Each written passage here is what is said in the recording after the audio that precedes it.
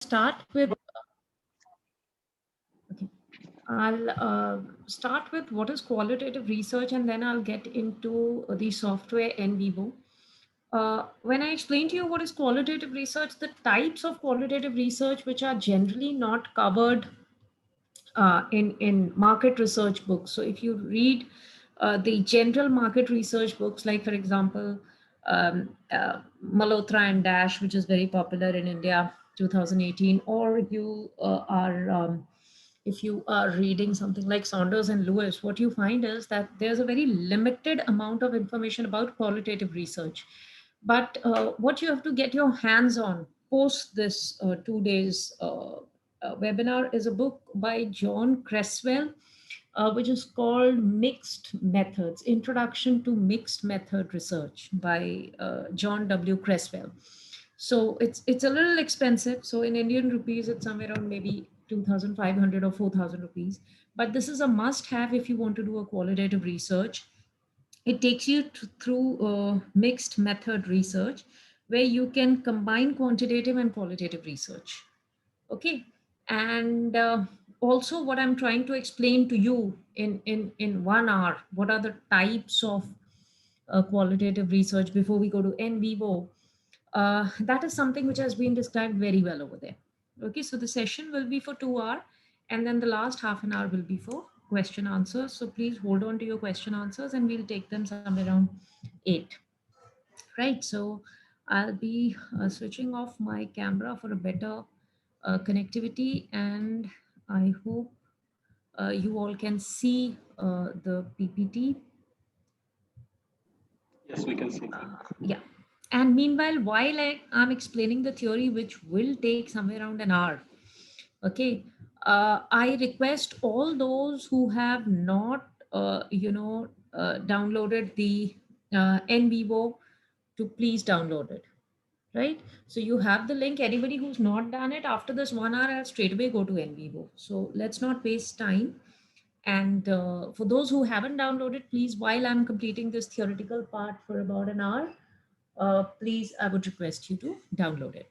Okay, so we are going through qualitative research today. Qualitative research is something that I started because I saw quite a few research papers in this domain, but most of the research papers were written by foreigners. So I saw very few research papers, although while talking to one expert yesterday, I found out that there are people like Dr. Arpan Kar in India. He's from IIT Delhi. So there are one or two very good research papers on qualitative research, which he has written, if you can get your hands on it. And I'm just telling you, and they have used NVIVO also, right? So just give me a minute. I'll tell you one more name. So one is Dr. Arpan Kar, okay, and Dr. Nishtha Malik. So I'm just writing these two names. These people, why I am writing their names is Nishtha Malik, okay, and Arpan Kar. Okay, this they are from IIT. Dr. Arpan Kar is from IIT and Nishta. So why I'm writing their names is because if you see their papers and papers which have come up in 2021, latest papers of qualitative research, you will know that qualitative research is something, and research using NVIVO is something which can get published in A-grade journals also. So the only perception, the only apprehension that we had in qualitative research is that it cannot get published in A-grade journals. But I think, I mean, Indians like these are proving that qualitative research can get published in A-grade journals also if done well. And that is the purpose over here. So first thing first, assuming that there will be PhD scholars also in the participants, you have to know that qualitative research is exploratory, period. So many a times my students also come to me and say that, ma'am, can qualitative research be descriptive? And I tell them no. Okay, of course there are methods, where qualitative studies are being done, new variables are coming up, and then a structural equational modeling is being done on them. There are such methods coming up, but primarily if I say a hardcore qualitative research, it is only and only exploration. And exploratory research design is something where the information is loosely defined, and you are trying to search a new variable. So let me give you an example to explain this, and then I'll come to the slide. So if you look at this study, and this is a published study in the Journal of Psychology and Theology. So there was this one person who wanted to, study as to what happens after death. So he wanted to study life after death. Okay. Now, the first thing in such a sample is that where would you get the sample? So the first thing, if you take an initiative like this, is that from where will you get the sample? Okay. And this person was kind enough to be very passionate to his research. And you know how he got his samples? He contacted, he got a list of all those, patients, um, who actually have in some way witnessed death. So he got hold of a very rare sort of sample of people who had passed into death and they came back to life. Okay, and they're very, very rare cases. And exploration or qualitative research is done on rare cases. Okay, qualitative research is something, or exploration is something where we need a new variable. So if the variable is already there, we don't need to do any exploration, we can go for description. So this person, what he did is he found out these people. Okay, and of course there were a handful of people, so he got some 20 to 25 was his sample size. Now the point that I'm trying to drive here is that in a qualitative research the sample size is small. So unlike a quantitative research where we go to 250 samples, 500 samples, in some good research papers 2000 samples also, here in a good A grade paper also, I haven't seen people taking samples more than 40, 45. That's the maximum limit. And the minimum to do any qualitative research is 25. So when I say sample, it doesn't mean that you can take just 10 personal interviews and then start doing analysis. No, sample size has to be to some limit, but 25 to 45 is good. Okay, the paper that I'm referring to, Dr. Arpankar's paper, which I recently saw and which I'll be emailing to you also, they have taken a sample size of 35 respondents, and it's a paper published in an A grade journal. So there is no parameter any book gives that how many samples you should have. I go by the A grade. Now, when I say A grade, I go by the ABDC list, right? So there's an ABDC list by which I go and say A grade. Now, this person found out samples. He found out some 20 to 25 samples of people who had passed into that, but they came back, revived back to life. And he interviewed these people. So he interviewed these people and asked them that, what did you see after death? Right. So that is what his exact research was all about. Now, after asking, of course, some people said, I saw this, some people said, I saw God, some people said, my family, some people said, a flash of light. The ones who were a little too scared of their wives probably saw their wife also after death. But whatever they saw, these researchers, the authors of this paper, listed down all that they saw.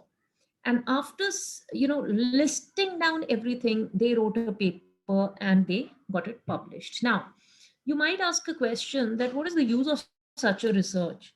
See, a qualitative research is a research where, when you collect data, you cannot generalize it. Okay, so if these 20 people say that I saw a flash of light, or I say I saw God, that does not mean that every second person who dies is going to see the same. Okay, so there is no guarantee that yes, you're going to see a flash of light once you die. So if I take this as an example of an exploratory study, let's come back and see the factors of exploration. Number one, if I take this study as an example to explain, number one, the information is loosely defined. Okay, so why I say loosely defined is because this is not a concrete piece of information.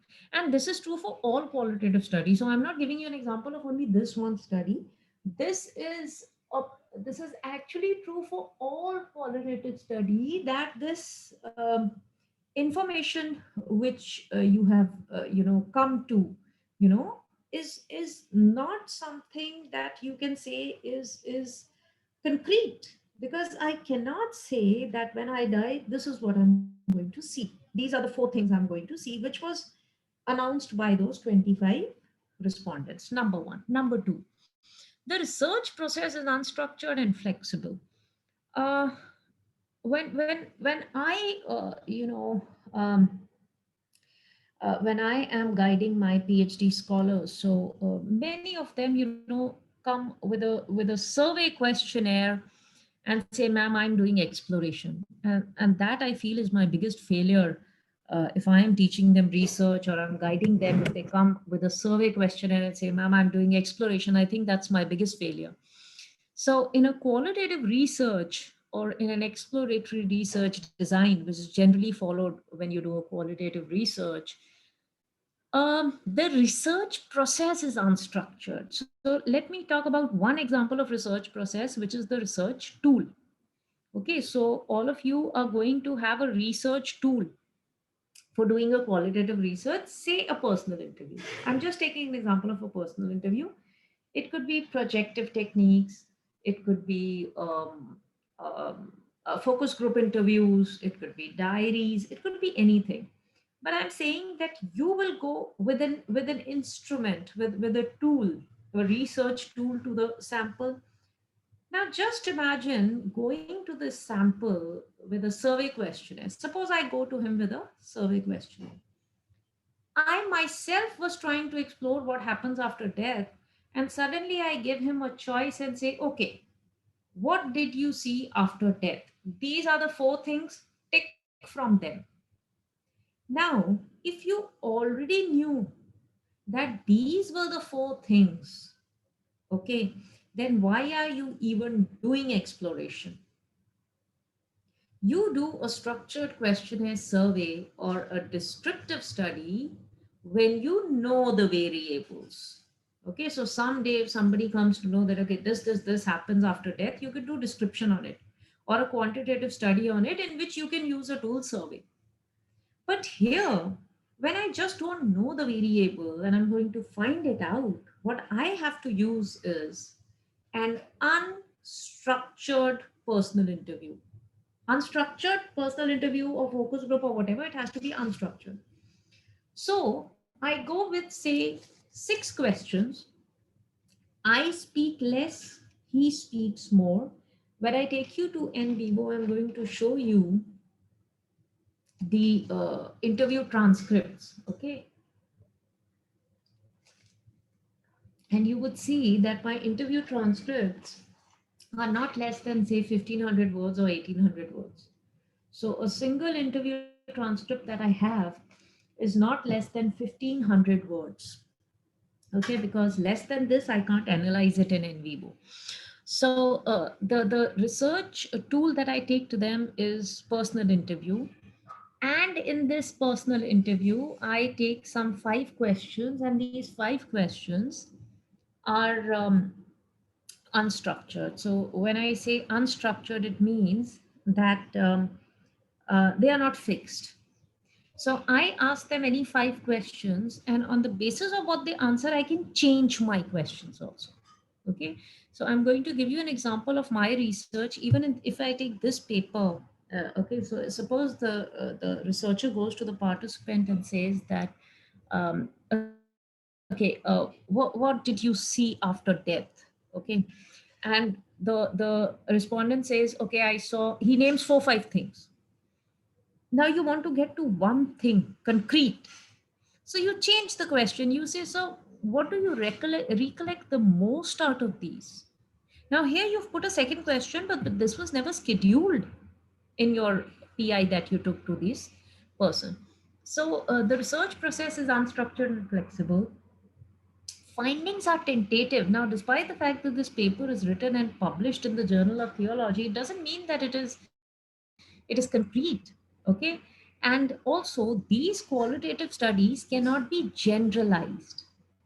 Okay, they are tentative and they need further research. So they need further research means they need descriptive studies to follow, and and then prove that what you have proven is right. So exploration alone is not a conclusive research. Okay, one does need to do some descriptive research after this. We bring out and isolate some key variables. So I need to have a new variable. Okay, and if it is something that people have spoken about, then it is not exploration. So I have to come out with a new variable. Okay, I'll be explaining all this in through my research paper that I've lately concluded. Okay, and which I used NVIVO also. So I'm going to take you through that research, and I will then again reiterate this point that what is taking out key new variables from exploratory studies or qualitative studies. Okay, and when you take out these new variables in qualitative studies, they are added to a present theory, and the theory is extended. Right. So this is about exploration, and all qualitative studies are exploratory. Now let's come to types of studies. So the first type of qualitative study is when you do a study on secondary data. Okay, so when you're doing a study on secondary data, what happens is that you are not going and doing a PI. You're not going and doing a focus group. You're not doing projective techniques. You're not doing observation. Okay, all that you're doing is you are picking up the past literature and summarizing it. We have quite a few new techniques of qualitative research which are coming up, which are based on secondary data. For example, techniques like systematic literature review. It is very, very, very, very famous. It is so famous that people in India, people like just forgetting the name. There's a very famous doctorate from MNIT. Okay, I think Satish. Yeah, Professor Satish. Sorry, I forgot. Professor Satish. I've been following him on LinkedIn, and I see that. I mean, he's only and only working on SLR, systematic literature review, and bibliometry. He doesn't write in any other technique.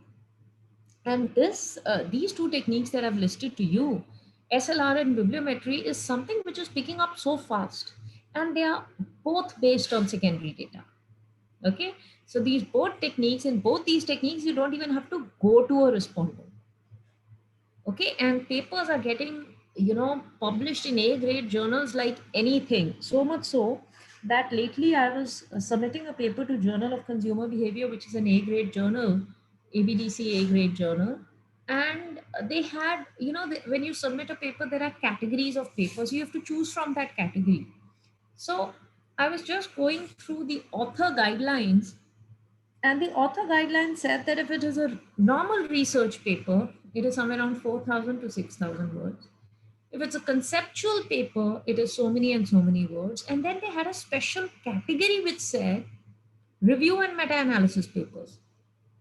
Okay, SLR, systematic literature review papers. They have a special category now. So, when people used to talk about a conceptual paper, qualitative analysis, conceptual paper, there was a category. In qualitative papers, people used to talk about, say, a normal review paper. But nowadays, through secondary data, you can build up not only a conceptual paper, which was already there from secondary data, but you can also build up a systematic literature review paper, which is a very, very happening technique today. Okay, so this is one type of data. The second type of papers which are coming up are papers which use a projective technique. Now, see, when I take you through each of these, I'll tell you a keyword. Okay, so if I take you through secondary data, the keyword will be summarizing past data. So in secondary data, if we do a systematic literature review paper, what do? We take some 100 papers from the past on our topic and we summarize it. Projective techniques. Projective techniques, the key word is hidden feelings. There are many a times, and projective technique is a technique which we, most commonly use in, we generally use projective techniques in psychology. So a psychologist, when a student, or when a patient comes to a psychologist, there are times when he doesn't you know tell his real feelings. Now that is the same thing with the consumer. If you go to a consumer and you're doing a PI, suppose you're doing a personal interview, he's not going to tell you his real feelings. I'll give you a practical example of this. Way back in 2007, Pepsi came out with a variant called Pepsi Blue. Okay, they came up with a new variant in India called Pepsi Blue. And the reason of bringing up this variant, or the way they advertised this variant, was because the Indian cricket team had got a new jersey which was blue color. So because the world cricket was going on at that time, and India got a new jersey which was blue, light blue in color, and we suddenly became patriotic and we related the patriotism to the blue color. So Pepsi thought this is, and Pepsi was the official sponsor of the world cricket at that point of time. So Pepsi thought that let's sell the Pepsi Blue to India. Now, these guys, I'm dead sure they must have done a research. So they must have done a personal interview of which is the new color that should come out in Pepsi in the variant. They must have done that. They must have done a qualitative research. And definitely in their qualitative research, it must have come out that, they are pro the blue color. And thus it came out with a product. But within 2 months, the product was off the shelf. Now, what was lacking in the research? The lack in the research was the hidden feeling. Okay. There are two things that you can do to the consumer. One is you can ask, do you like Pepsi Blue? And generally the answer will be yes. Okay, because right now he's not paying for it. So his answer will be yes. The second is, will you be able to pay for it? Okay. The third is that, if this, what sort of a taste would you like if I give it to you in Pepsi Blue? So there are so many things, so many hidden feelings, which a normal PI, cannot list. And that is when we need what is called, projective technique. So in a projective technique, while doing qualitative analysis, we ask them, to write a paragraph or an abstract figure. So if you see on the slide, the second figure which is there at the bottom is an abstract figure. It is actually nothing. It's not an animal, it's not an object, it's nothing. So in this abstract figure, if you have to write a paragraph of say 1500 words, and you have to give this paragraph to say at least 25 respondents, you get what is called your narrative data, or qualitative data, or textual data, or data in the term of words. Now this data has come out with the internal feelings of the customer, number one. Number two, this is a more in depth data vis a vis a quantitative research. In a quantitative research, we generally put questions like yes and no. We give them a choice of four: strongly agree to strongly disagree in those four choices. So we limit him. Limit whom? We limit the sample. But in a qualitative research, the good thing is that I can go deep into the consumer's mind and heart and get some content, some hidden content, which a quantitative research will never give me. Okay, so that's the USP of qualitative research. So that's about projective techniques. And then we come to the next technique, ethnography. Maybe if your guides have told you about um, qualitative research, you must have heard about this. Ethnography, keyword ethno, or culture. Okay, so Here what we try to do in ethnography is that we stay with the respondent. We actually live with the respondent. So this is not a technique where you go to 25 people and collect for half an hour, you do a PI and come back home and then start analyzing. No, it's not that technique. This is a technique which was invented by Bronislaw Malinowski in 1915, and he was the first one who ever did an ethnography for qualitative research. And the ethnography that he did was that he spent 3 years on the Trobriand Island studying the culture of the people, right? Now, it's easier said and read in books. It's very difficult to do. Okay, so one of my professors that I know wanted to do ethnography, and they said, I want to study about the he was in the human resource domain, and he said, I want to study the truck drivers, and their family life. So he wanted to actually live with the truck drivers, travel with the truck drivers in India. He wanted to do ethnography because he had not done it, but it's a very difficult task for a researcher. Number one. Number two, uh, when you are with these people, you have to be like them. So you just can't be with these people and say, okay, I am a researcher and I'm a very educated person, so these are the questions, answer me. No, you can't do that. Ethnography means the researcher gets into this environment and becomes a part of that environment. Okay, so that is what is ethnography, right?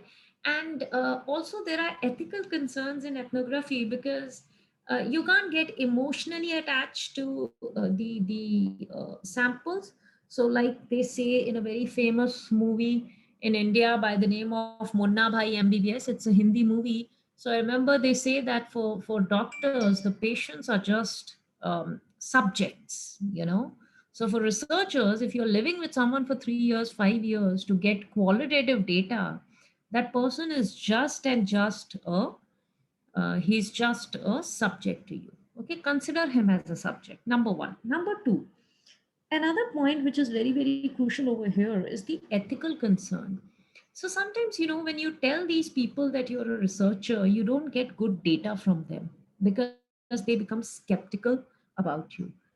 Ideally, the best way to do ethnography is that you don't tell them that you're a researcher, become a part of them, become a friend of them, and notice their culture and list it down. Okay, but might have been possible way back when Bronislaw Malinowski did this ethnography in 1915, but now I think the ethical concerns are so strong that I don't think it is possible today. Even if we are doing ethnography, we are supposed to be telling them that um, we have we are a researcher and we are taking data from you, and this data is going to get published. By the way, just adding to that, I hope all of you know that when you collect a data from a primary data technique and with a sample, you have to take two consent forms from them. And this is something which I've again learned while submitting to A star journals. Okay, so I have learned that they ask for two consent forms from all your samples, whether quantitative research or qualitative research. And these consent forms are that one is the consent of information, okay, that I've given information. Second is the consent of publication. So the information that he's giving is going to get published, so you have to take two consent from these participants. So Bronislaw Malinowski did an ethnographic study, and he came out with some very vital customs, which, and this was a study of the subject of anthropology, and he came out with some very interesting factors. For example, he came up with a custom which was called the kula ring ceremony. Okay, so for them, the jewelry made out of ivory, etc., was something which was very uh, you know uh, which was a pride for them.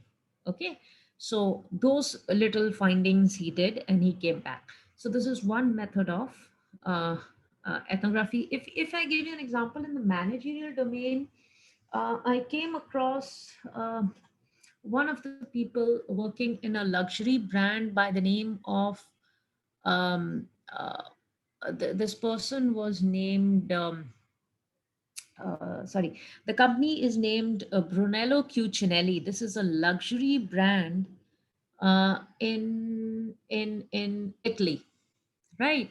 So this is a luxury human brand by the name of Brunello Cucinelli, and they make sweaters with pure cashmere. So their cardigans would be somewhere around, one simple cardigan that you might buy from them is somewhere around 1.5 lakh rupees, Indian rupees. Okay, so you can imagine the I'm just telling you the pricing of the company. Now this company was trying to come to India. Okay, they are not still in India. We don't have stores of Brunello Cucinelli in India, but they are one set of brands which only and only, they make sweaters which are, or cardigans which are camel color, beige color, black color, gray color, white color, so on and so forth. So they're more into the pastel sober colors. Okay, so they make winter wear and they make formal wear, which is very very sober color. So their formal wear will have a navy blue, a black, a gray, a brown, beige. So these are most of the colors that they have in their merchandise. Now, when they came to India, I was speaking to this one manager and I said that, when you're coming to India, are you doing a research? So he said, yes, we are doing a research, and we are doing an ethnographic research. So, ethnographic research means they'll have to send their manager at least over here to stay for 1 year, at least see 2 seasons of winter, and see that what are the, colors that the Indians want. So, he told me that, he said that if I have to come up with a merchandise for India, I think I'll have to bring the red colors, the orange colors, the bright purple, the bright greens, the bright blues. And I asked him that, why do you say so? I mean, the luxury is a classy set of segment, and so is it in India. So don't you think they'll take a camel color? So he said that, ma'am, in winters in India, it's not just buying a sweater of 1.5 lakh.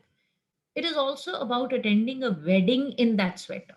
So India is known for weddings. Come November, starting from October till Feb. That's the wedding season, and that's the winter season also in especially in metro cities like Delhi, etc. So he says that in these 6 months, if some Indian from Delhi is purchasing a 1.5 lakh rupees sweater, he or she is definitely not going to go for a camel color, white color, black color, so on and so forth. Number one, he'll go for a color which he can, he's not going to wear that 1.5 lakh sweater to office. Obviously, he's going to wear it at a good occasion, and the good occasion in this time is the wedding. And nobody wears these pastel colors in weddings. So that was the first observation that he made in the ethnographic research. Another observation that he made was that the vibrant colors also needed some decorative material. So, just a plain red sweater or a plain green sweater was not something which the people would want. They wanted some, embellishments on the sweater. Another thing which he noticed was that, because these guys had to go for a wedding season, and this was something they would purchase for a wedding in India, he said that the white and black color are a taboo color. So among North Indians, the majority of people say, if it's a metro city like Delhi, the white color and black colors are not worn at marriages at all. So no dress should be white or black, etc. Now, these things where in in in in a country like Italy, where the brand is doing so well. I mean, the whites and beige and black are doing so well. Suddenly it comes here and it has to get rid of the merchandise of white and black. This managerial implication comes from nothing but a qualitative research of ethnography of Indians. Okay, so that's the example from the management domain. Let me go to the next technique, case study. This is one of the most common. One of my most favorite because it's easy to work on, and one of the most misunderstood qualitative research uh, that probably I have also, after doing it, I've started understanding it.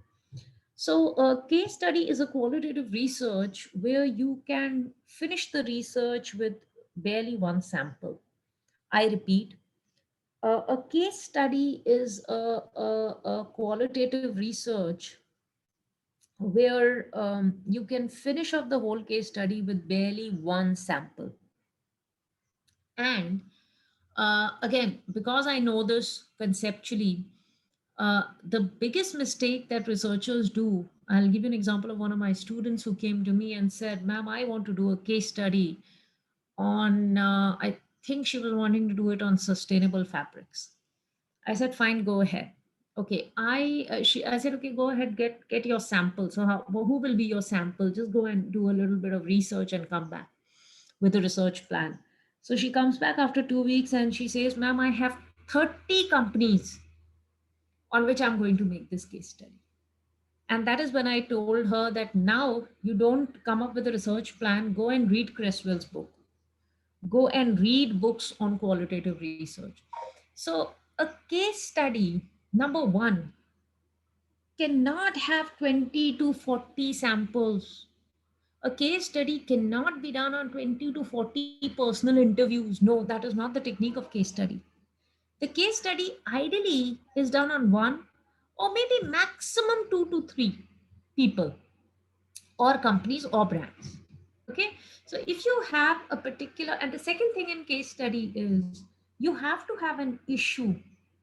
So lately I was there in one of the case study workshops where people were presenting, and to my surprise, they were talking about you know just the company. So, there was a presentation which was made by one of the participants who said that I'm going to do a case study on Zomato. So, just a brief had to be given about the case study. And the person said, "Okay, I am going to do it on Zomato. Zomato is growing at this percent rate. Zomato is very successful. Zomato has these many products. In COVID, Zomato has increased its sale to this much. No competitor is near Zomato." And that is it. That was it. That was the 2 to 3 minutes presentation. Now, of course, the expert over there also corrected her. The case study has to have an issue. If Zomato is perfect, there is no issue that you can research on. And if it is so perfect, it should not be taken as a case study also. And if Zomato is being taken as a case study, you have to give an issue of Zomato. So even if I take companies like Amazon and you're doing a case study on them, I think logistics could be one, returns could be one where you could do a case study, but it has to have an issue. Just writing down a background study about a company for, say, 5,000 words saying the company is doing very well and narrating their success story is not a case study. The case study has to have an issue. Okay. Uh, the point number one that I made, that a case study just needs one sample, I would like to explain it with an example. And we give this example very frequently when we talk about the technique of case study or how it has been applied. So this, what you see on the in on your screens is a little horrendous picture. Due apologies for that, but this is the best that I can give in a case study to explain that a case study has can do with merely one sample. So this is a case study of a man called Phineas Gage. Phineas Gage is a man on whom 23 textbooks have been written. That is why he's a case study. All right, so he is a case study, thus so many textbooks have been written on him. So let me narrate this to you as a story. So Phineas Gage was a man who used to work in a factory in the United States. And while working in the factory, there was a blast which happened, and a 3 rod went through his brain in exactly the position that I have shown. Okay, so this is an actual picture, it's not an exaggeration. So the rod passed through a part of his brain. Okay, and till now he's not a case study. So When this episode happened, he was not a case study because in medical history, there are many people through whom, some sort of an accident might have happened where their brain was damaged, maybe through a rod or something else. So till now, he was not a case study.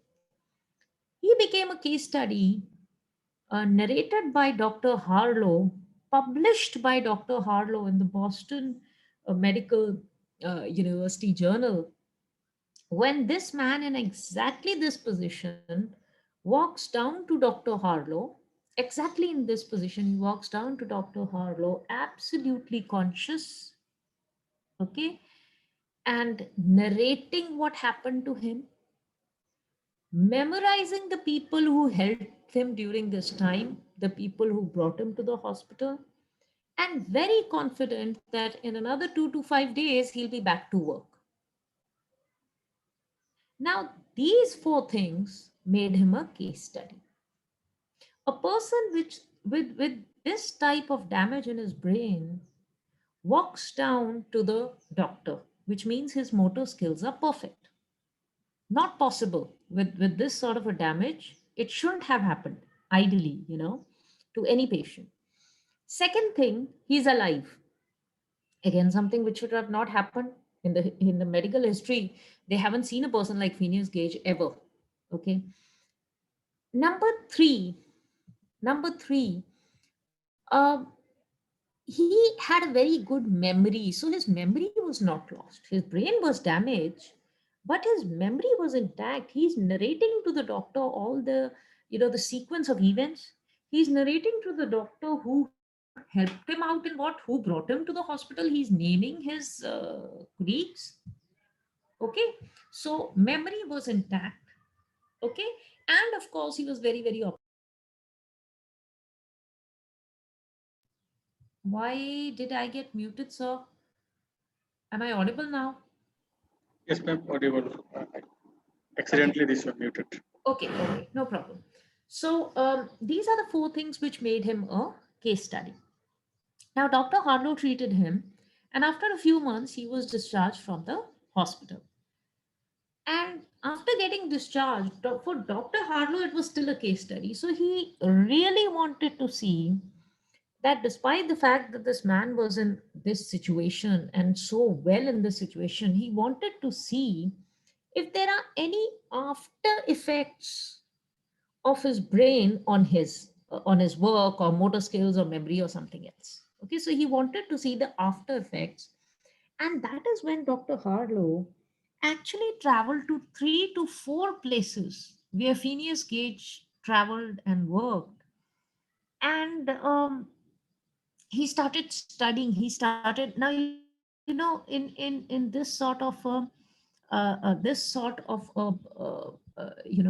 case study method, uh, you can have uh, many types of data collection. See, case study is a research method of qualitative research, also used in quantitative, but here we are talking about qualitative research. The data collection could be of many types. Okay, same in ethnography also. When I was doing ethnography, I was just describing the technique of research method. The data collection that Malinowski did was through diaries, observation, pictures, personal interviews, observations, and so on and so forth. Similarly, when Dr. Harlow started a case study, it's a technique of research. His data collection was in many types. So he did data collection through personal interviews, focus groups, observations, pictures, videos, audios. And why I'm saying this again and again is because we are going to put all these data inputs into NVIVO and analyze them. That is why I'm telling you this. Okay. Okay. So, yeah, so Dr. Harlow followed him for somewhere around 2, 3 jobs that he changed. And he, through the different data collection types that I've told you, asked the colleagues, asked the people around him, asked even Phineas Gage if anything had changed post the accident. And the people said that the colleagues told him, his bosses, workmen told him that his work was perfect. So there was nothing wrong in his work. he was doing the work as well as he was doing before the accident. That was one thing that they told him. The second thing they told him is that his memory is intact. We don't find that he's become forgetful post the accident. Um, but there's one thing that they mentioned, and they said that his overall personality has changed. They mentioned that this person, who was a very witty and jovial person before the accident, has now become what they named, they used the word jackass. They said he's become a dumb person vis-a-vis what he was. Except for this, there were no other changes in Phineas Gage post the surgery. Now, Dr. Harlow listed this, and this is not something that only one man said. There might be so many who said it over a. This was also done over, 2, 3 places that Dr. Harlow visited. Not that he stayed with Phineas Gage, otherwise it would have been ethnography plus case study. But he visited them many a time. So in many a times in a year, he visited his colleagues to get data. And finally, he came out with a theory way back in 1850 that personality is related to the brain. So way back in 1850, when this case study came up, people used to think that personality is only physical. Okay, it's not related to the brain. It is this case study which ideally proved or brought in that new variable in personality, which was the brain.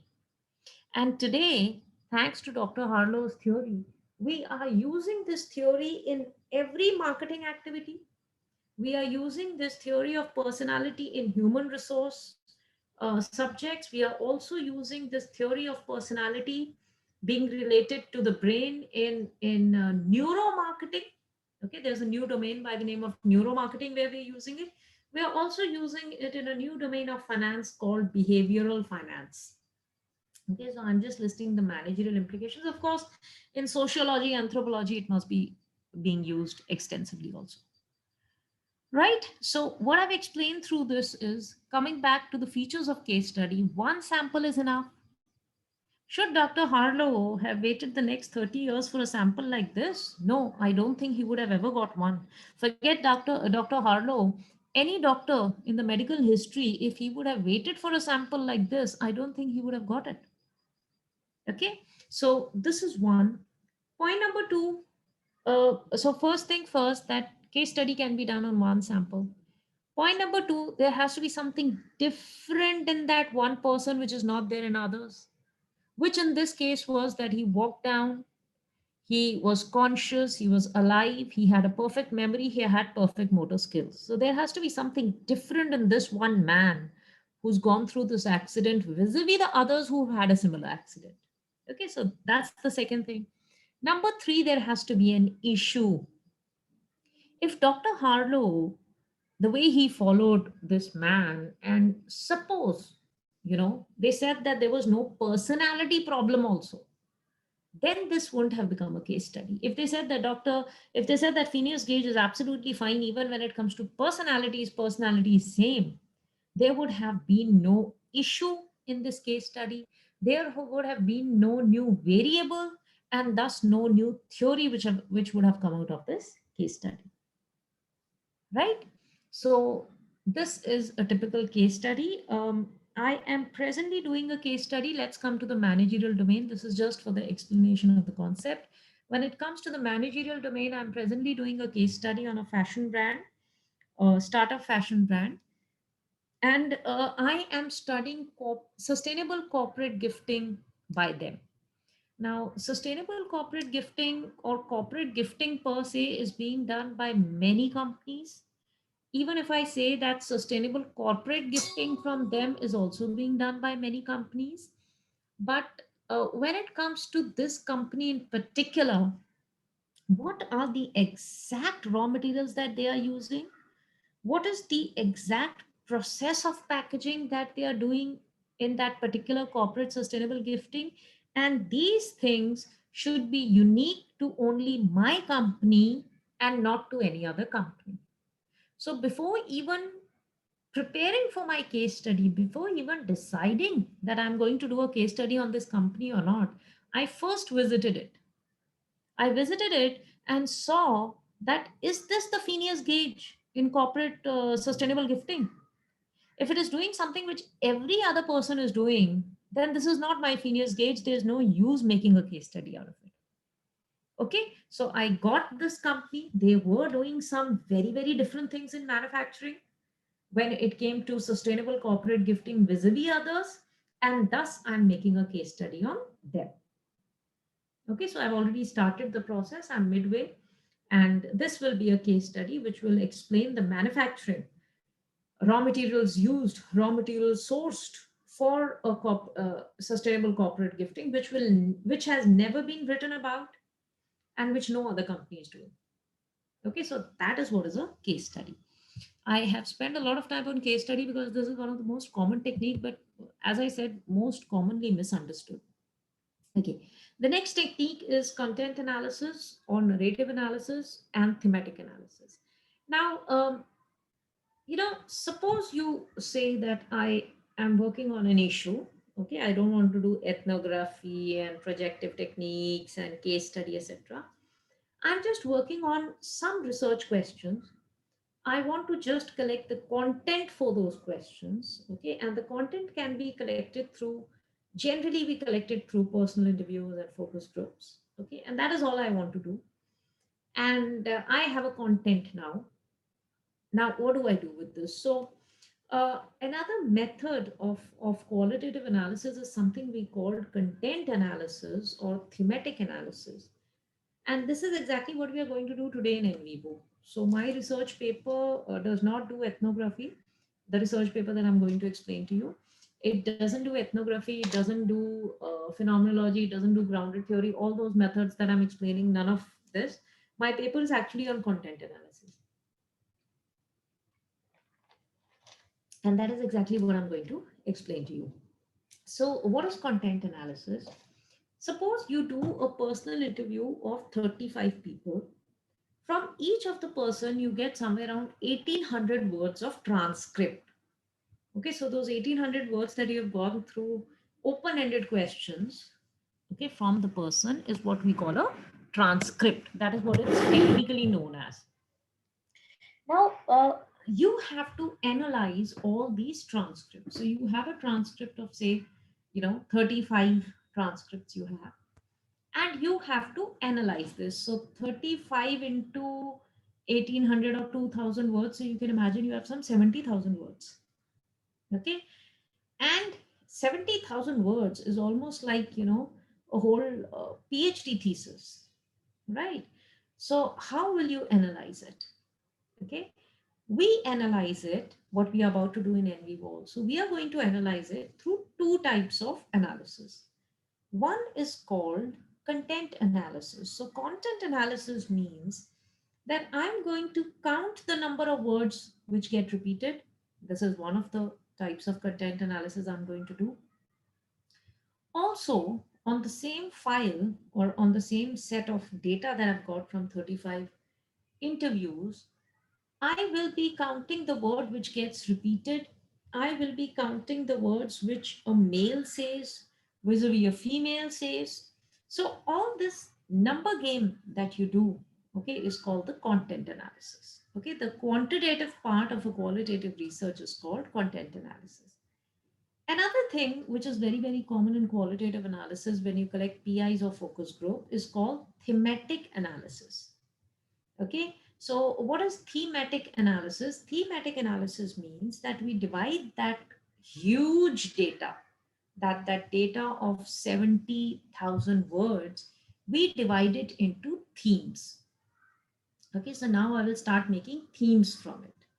Okay, it is something similar to what we used to do with our, I remember history was, with all due regards, history was horrendous in ninth and 10th standard. So, if they were teaching me about Napoleon, I remember it was all textual data. With maths and science, it was still application, but with a history textbook, I mean, look at the amount of text or words or narrative data that it had. Do you remember how you used to sort it out? Do you remember how you used to analyze it? We used to read a paragraph and make a theme. So suppose they said that Napoleon came from this race, he was born in this year, his father was so and so, so and so, he was from so and so range. So I used to underline this paragraph and say, okay, this is ancestors. Okay, I used to underline this and say, okay, past history, or say ancestors. I used to give it a code. I used to give it a theme. Next paragraph, he waged a war against French, XYZ. He waged a war against XYZ. These were the territories he conquered. These were the number of wars he fought, and these were the number of wars he won. So that paragraph, I used to give it a theme and say, okay, wars fought. Or I used to call it territory. Similar thing we are going to do when we do a content analysis or a thematic analysis of all the PIs. Right? So this is one type of qualitative research. But for this qualitative research, or for any qualitative research for that matter, before collecting data, we have to know the theory. So, first you know a theory that you're going to work on. You have to list a theory that you have to work on. Only then do you start collecting personal interview data. Okay, so the first thing is, from past literature, search a theory. Search a theory which fits into your study or your research objectives. After that, do data collection. What we generally do is, we list the research questions, we start collecting data, and later on, our papers get rejected because they say they are not based on a established theory.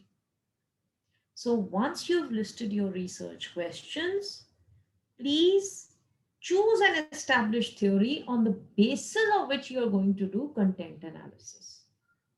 Okay, it is compulsory, mandatory, right?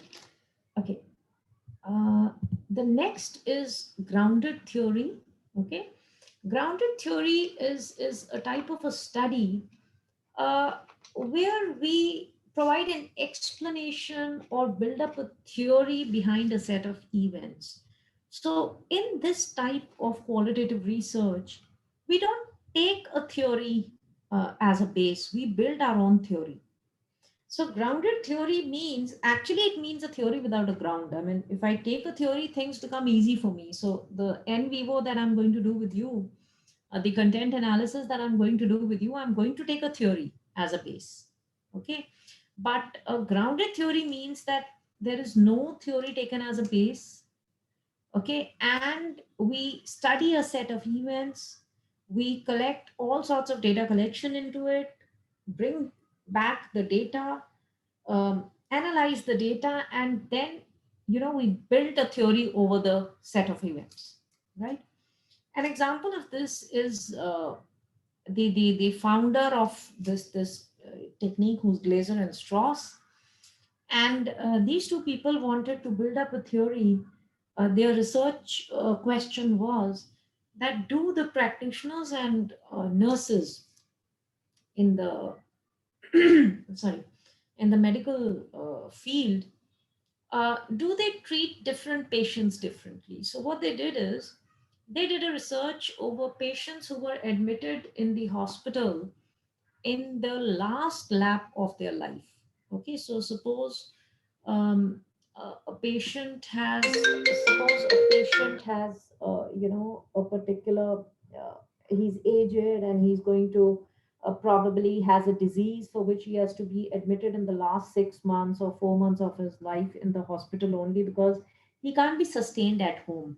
Okay, so uh, these sort of patients, were the physicians and nurses a little different when they addressed these patients vis-a-vis patients which just came in for, say, 3 days and finished the surgery and got discharged? So this is what his study was. Now for this, while doing grounded theory, he used to visit the hospital, he used to do observations. Okay, he used to just a second, just give me 1 minute.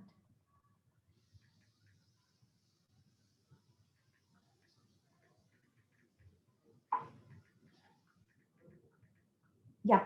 So in this sort of grounded theory, the type of data that he collected was all sorts of data. So he collected data from personal interviews, from observations, etc. Yeah, I'm doing that. So he collected data from observations, he collected all sorts of data from the hospital. He spoke to such patients who were in their last lap of, say, life and were admitted compulsorily. They were away from family, they were traumatic. They might have not known that they're about to die, but then, staying in a hospital for 4 months or 6 months, I mean, it can really kill you psychologically. So what he found out in his theory was that were the practitioners, were the nurses, their communication with these people, was it different from the previous? And because grounded theory does not take any prior theory into existence, so of course he was straight away collecting data. He was going in the meetings of the management, where strategies were built. He was talking to these patients, he was talking to practitioners, making videos, audios, pictures, diaries, all the methods of data collection he was doing. And finally, he built up his own theory. So there's one variable that he invented. The new variable that he invented in his theory was theology. Okay, so he found out that the nurses, the practitioners, when they were speaking to such people, communicating to such people, he found out that they very often spoke about God. They very often spoke about life after death. They very often spoke about everything will be all right because God is great. Okay. If you pray to God or meditate to God, you will find peace. Things like this, which is the form, which is idly known as theology. So, theology, which is not generally practiced with other patients, was being practiced here. And that was one variable that he added to a model and then gave a grounded theory model. So that is what is grounded theory. And the last technique, of course, there are many more, but I'm just touching on the major techniques of qualitative research, is phenomenology. Now, a phenomenology, as the name says, has to be done on a phenomenon which has happened. So COVID is one phenomenon which nobody will ever forget in their lives. Malala, or what happened during Malala, was another phenomenon, but you have to make sure that the data that you collect has to be from people who've been a part of this phenomenon. Okay. I think you will definitely get better data if you interview people during this phenomenon. Okay. It is primary data. It is primary data. So somebody's asking me grounded theory primary data. Yes, grounded theory primary data. Okay. And even in phenomenology, the data is primary. Okay. And when we collect this, when we do a phenomenology, ideally if we do it at the time when the phenomena is happening, nothing like it, because see, qualitative data is all about textual, about the narrations, about feelings, beliefs, values. And if you really get a sentimental person, who's gone through COVID, I mean, the way he will give you data, it will never happen. You'll not get that sort of data post COVID. Okay. So phenomenology means when you're interviewing that person should have gone through that phenomenon, number one. And number two, if you could collect data during that phenomena, nothing like it. That's the reason there are many papers nowadays coming in the ABDC A grade journals which are only on COVID.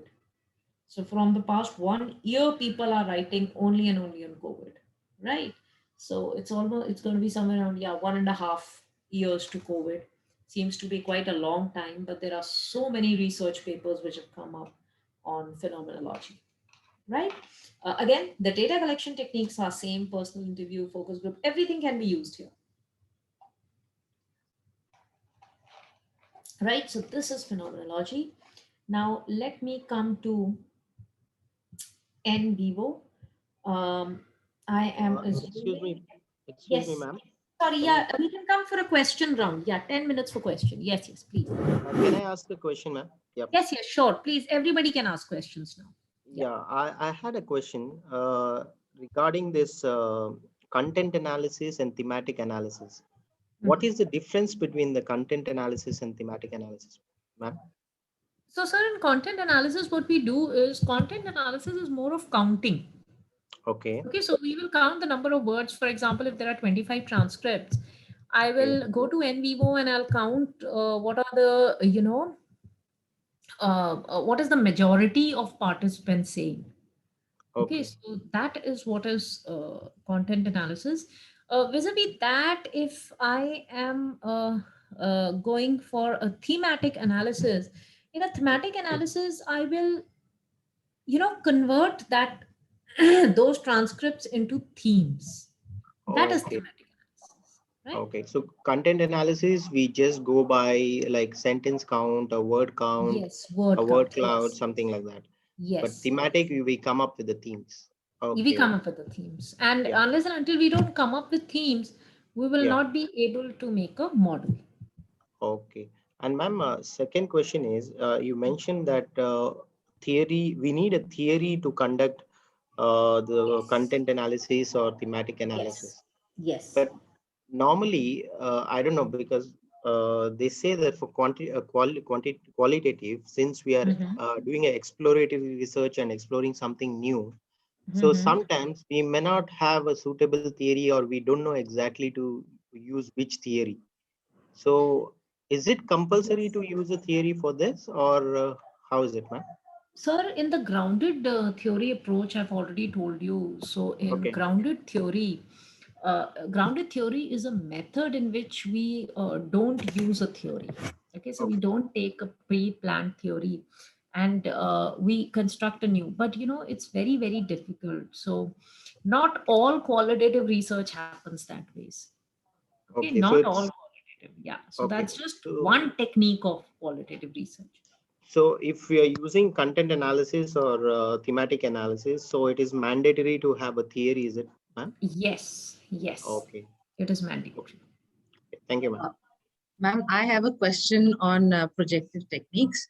In Yes, fact, two questions. First yes.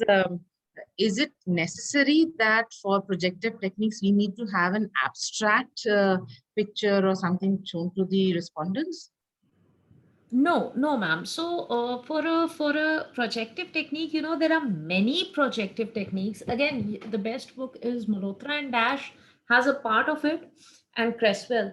So, we have a sentence completion. This picture is just one method. There is a sentence completion. So, let me give you an example. Suppose I am doing a research on abusive bosses in India. My research question is that are bosses abusive? And if they are abusive, does that increase the productivity of an employee? So, suppose I want to do a qualitative research with the technique of projective technique. So, what will I do? I will give an employee of a company sentences like, I like my job because, and dash. Okay, so he has to complete it. So people have to say that I like my job because of my boss. My boss could be compared to dash, a sentence completion. So this way we give a number of sentences, a number of responses come to us. We do a content analysis of that, and we can very well find out if people are happy with their bosses or not, if they are abusive or not. So this is one technique. Then there is also something called a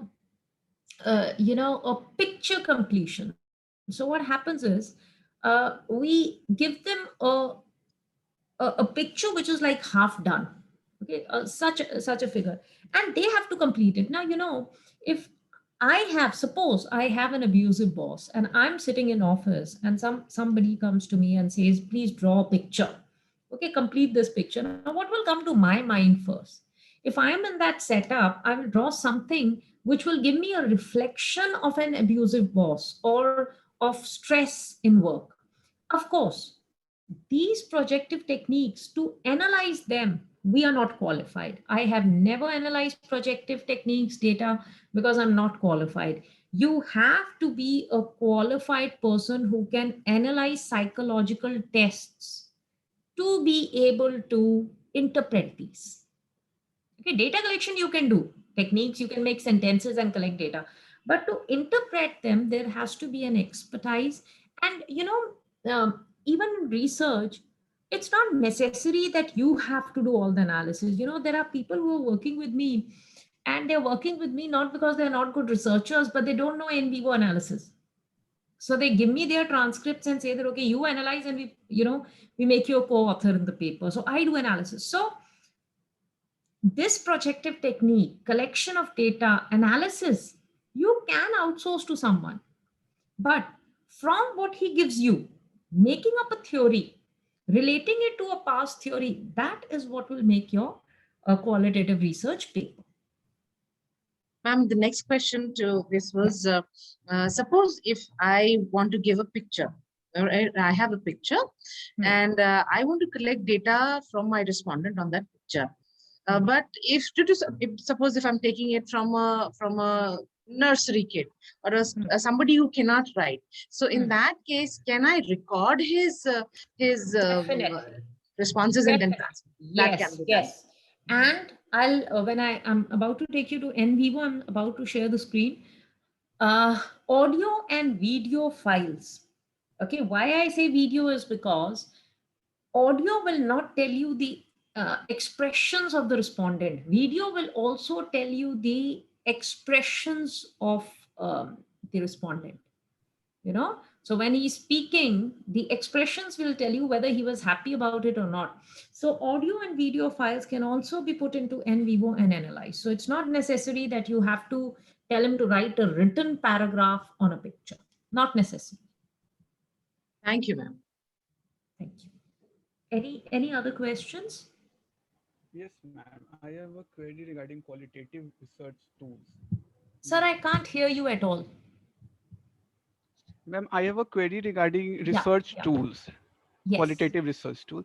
Madam, Yes. actually, somewhere in my coursework during PhD program, I Yes. got to know about bricolage and crystallization, where we mix and match different qualitative tools to come on a perfect investigation tool, where we include some of the method like ethnography and some from the interviews.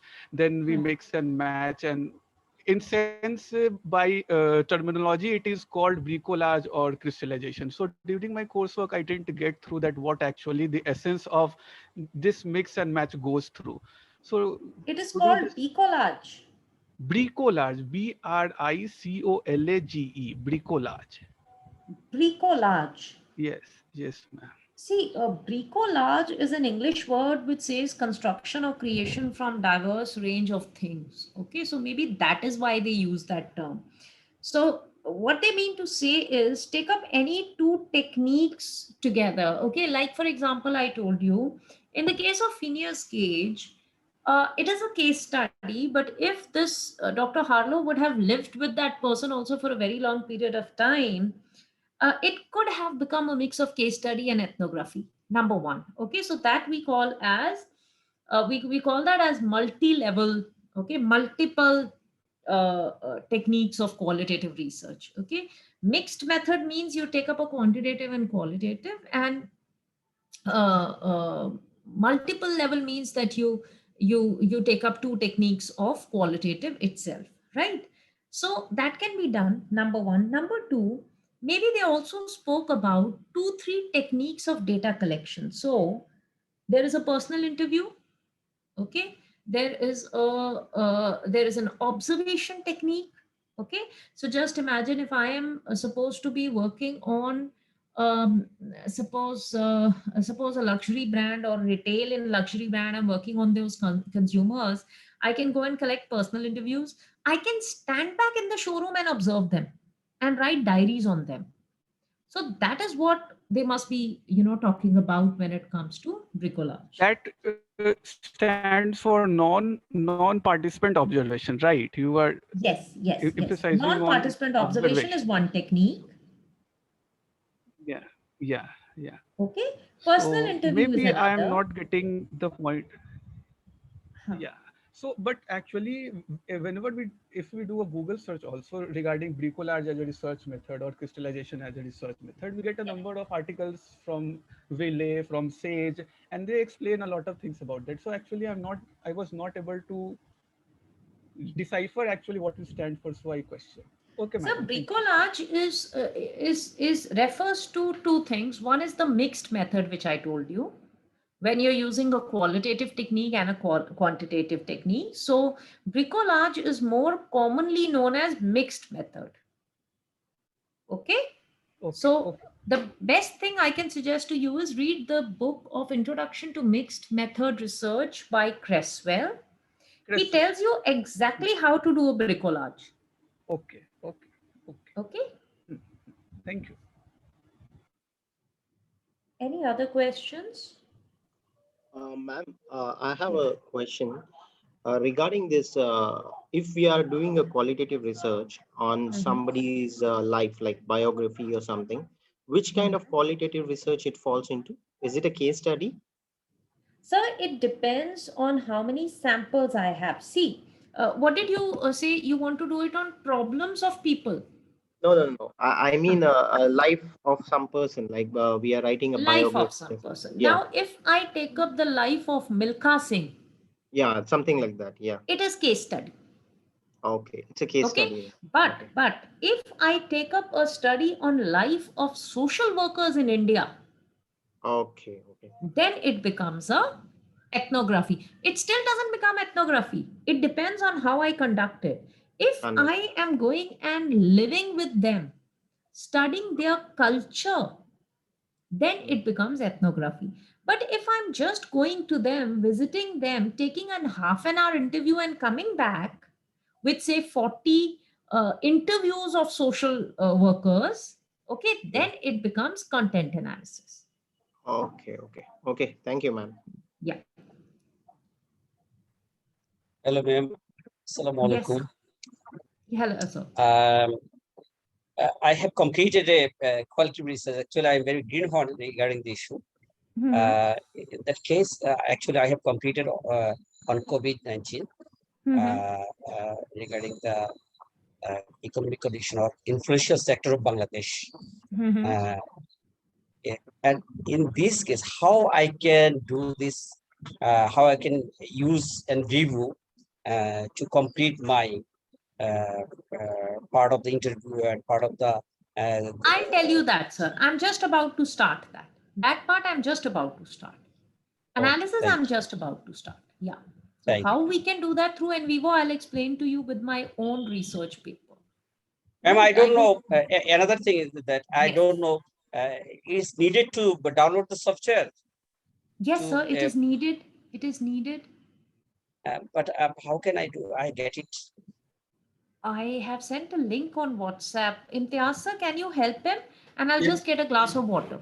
Yeah. yeah. Sir, Assalamualaikum, sir. Sir, I already shared into the WhatsApp group and also I emailed. Uh, you can check in the email that I already have the first point. I mentioned that we have to download, and I also given the link. And if Okay, thank you. you already in the WhatsApp group, right? Yes, I in the WhatsApp group also. Okay, you can And check the latest message. I just shared the link again. Okay, no problem. okay, okay. Thank you, sir. So,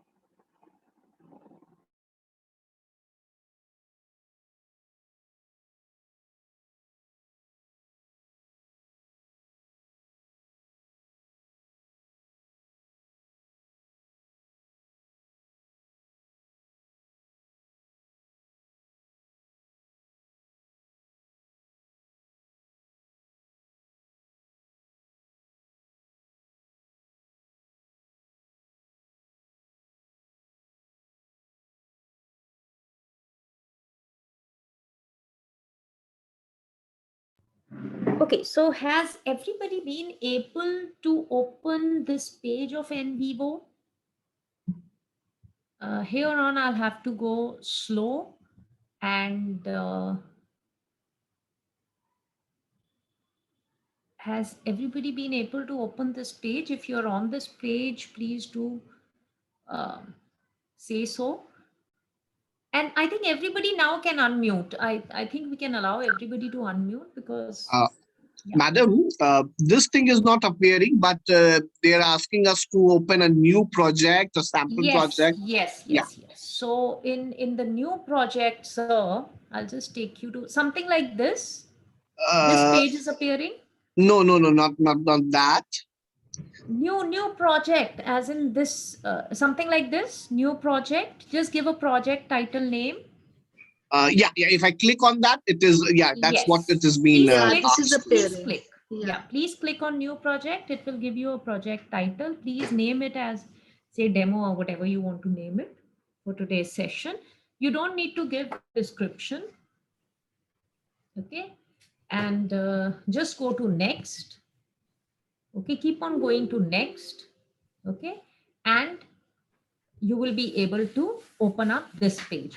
Of course, these files are not with you, doesn't matter, but you'll be able to open up this page. Okay.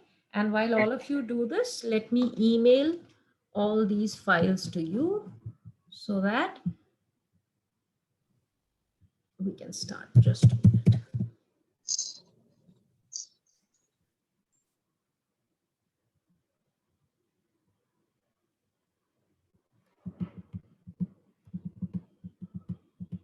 I'll just send you the files.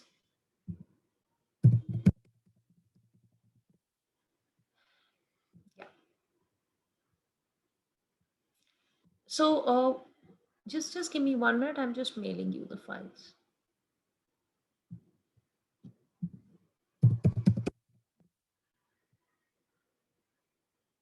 Imtiaz sir, do we have the mail ID of all participants? Yes, ma'am, I have. You have. Okay, so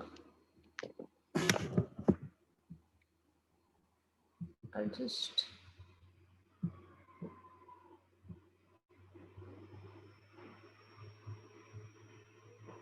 Okay. I'll just put you a mail then. Okay.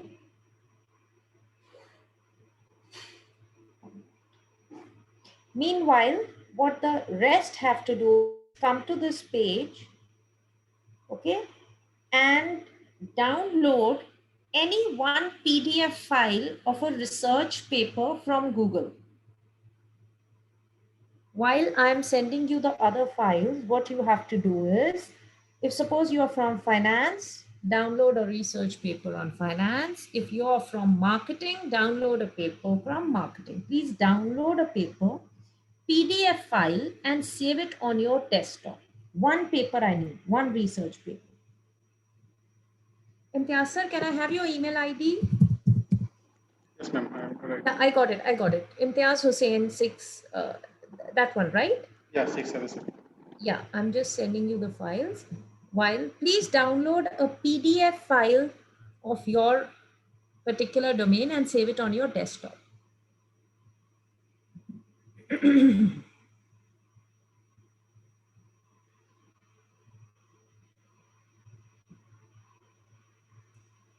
So all this that I'm giving you might just be used tomorrow, but I'm just giving it to you today.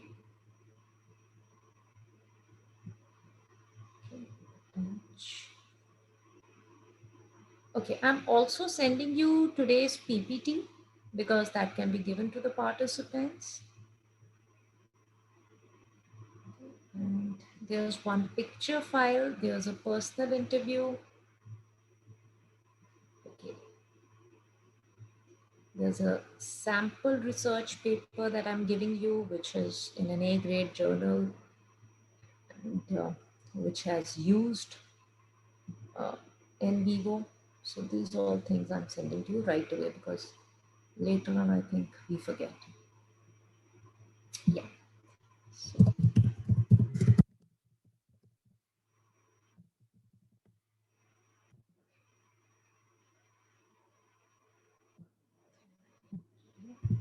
Has everybody got the file on the desktop? If you've got it, please do let me know so that I can go faster. Okay. if everybody has saved any one PDF file, it doesn't necessarily have to be on qualitative, any one paper you have, just save it on your desktop in your domain.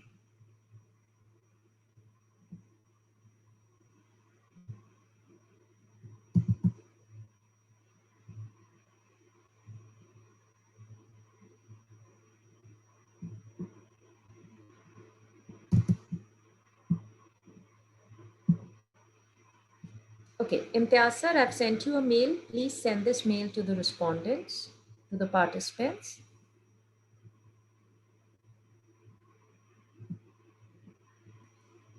Okay, can I go ahead? Everybody must have downloaded the PDF. Can I go ahead? Yes. Yes, from here on, everybody will have to unmute and reply, because if you want to go faster, I need to know that all participants are with me. All right. Now, first thing you do is you will get this. If you've gone to new project, you've named it, you'll get this screen. Okay. When you get this screen, you will not see all these files. You will not see all these files because these files I've already imported. So what you have to do is you have to go to import. Everybody, please go to import. Please press files. You will see that your desktop will open. If by default some other folder is opening, say downloads or documents or whatever, please bring it to desktop. In the desktop, you will see that PDF file. Okay. Okay, suppose this is the PDF file and we say open. And there will be a pop-up which will say import, and I press import. Okay, there will be another pop-up which will say name the file. Okay, give any name to the file, leave the description, and please press OK. See, the file has been imported. I've just highlighted the file. Sample Abhishek JDR. That was the file I have imported. Everybody, please import your respective PDF files. Ma'am, could you please repeat? Sure. Yeah. So you go to import, Okay. go to files. Okay, your desktop will open. Click on the file. Okay, whatever file is there. Okay, say open. Okay, there will be a pop-up which will come, right, which will say import. Please press import. Okay, this pop-up will come. It will say import. Please press import. The moment you press import, it will say give a name to the file. So there will be another window pop-up which will say name of the file, description of the file. Just give the name of the file, anything, A, B, C, D, X, Y, whatever. And you can import it. Just press OK and it will get imported. If all of you have been, I'll be waiting for you. This is a hands-on session. If all of you have done it, please say a yes. Unmute and say a yes. Yes. Yes. Okay. Yes, ma'am. Great. So I think most of you have imported. Yeah. Yes. Now let me tell you what I am doing. See, learning the software is something you can do with YouTube videos also. But what you should be able to do by tomorrow is write a paper using this software and the concepts of qualitative research. Now, I have analyzed my research paper through this software. And let me describe my research first. I have, and this is an actual paper. This is all the data of my actual paper, which I have submitted to an Emerald journal. Although I've not been that successful to get it through an A grade, it has gone into review in B grade, and I've got some revisions also, which means I think I'll be able to do it. So just a second.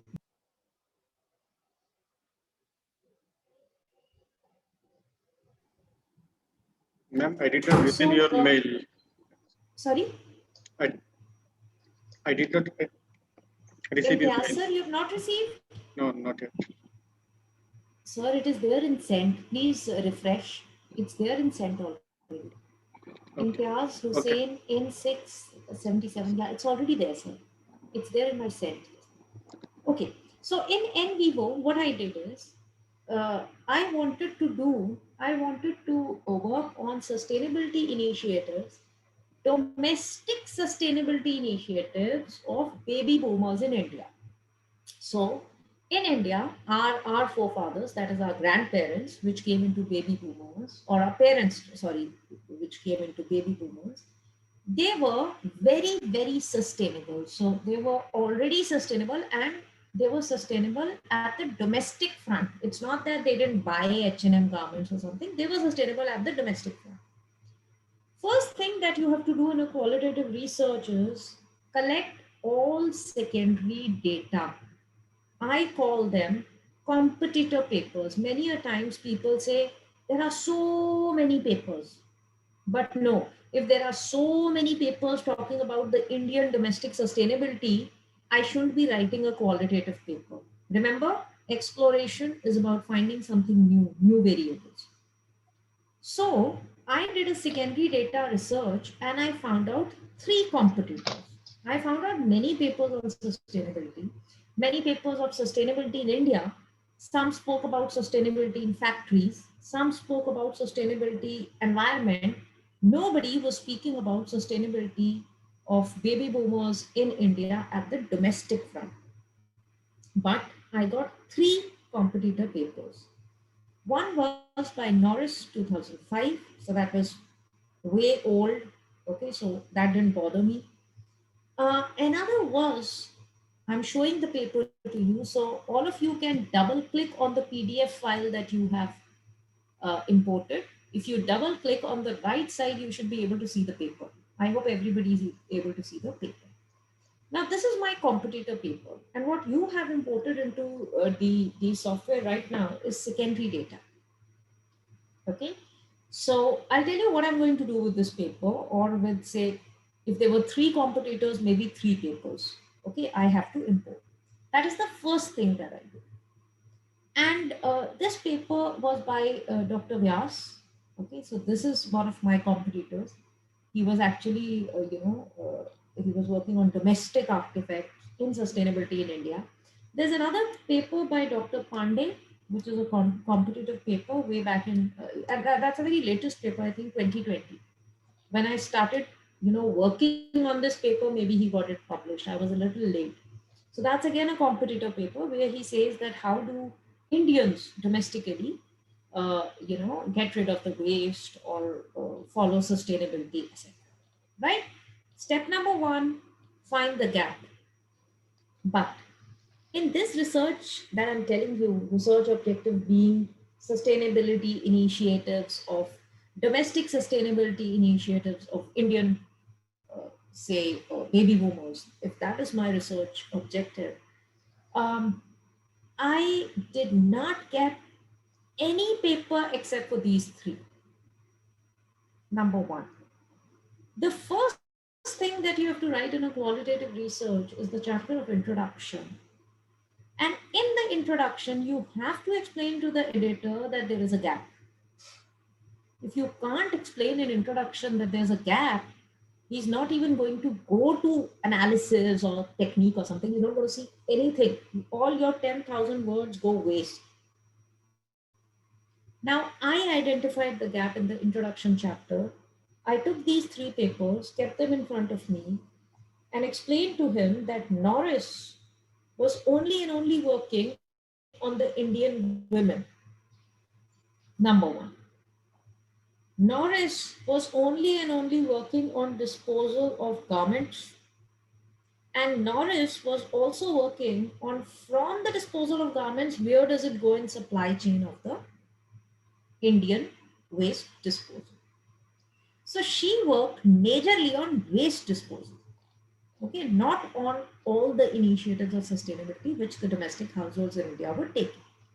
This is the first competitor. Competitor number two, Vyas. Dr. Dhaval Vyas is one person. Uh, by the way, this paper is not published. It's a conference paper, but still it's a research piece. So I had to explain that there is research done on this in my introduction chapter. And um, Dr. Vyas has spoken more about, technology and sustainability when it comes to domestic artifacts. Okay, so his field is more into, the study of culture of the middle class rather than sustainability aspect. Okay, so that is what is his paper. Again, different from what I am doing. This is the second competitor I explained in my introduction. The third competitor was Dr. Pandey. Dr. Pandey's paper was a competition to me, but Dr. Pandey's paper was making categories of waste. So his whole paper is about making categories of waste. So he said, okay, garments is one category, books and paper is one category. So he did that segregation of waste products. His paper was not on what was the motivation of the Indian consumer to go sustainable domestically. So my three competitors were there, but they were very different from my research. So this is the first thing that you explained in introduction. But how does NVIVO help you in recognizing this gap?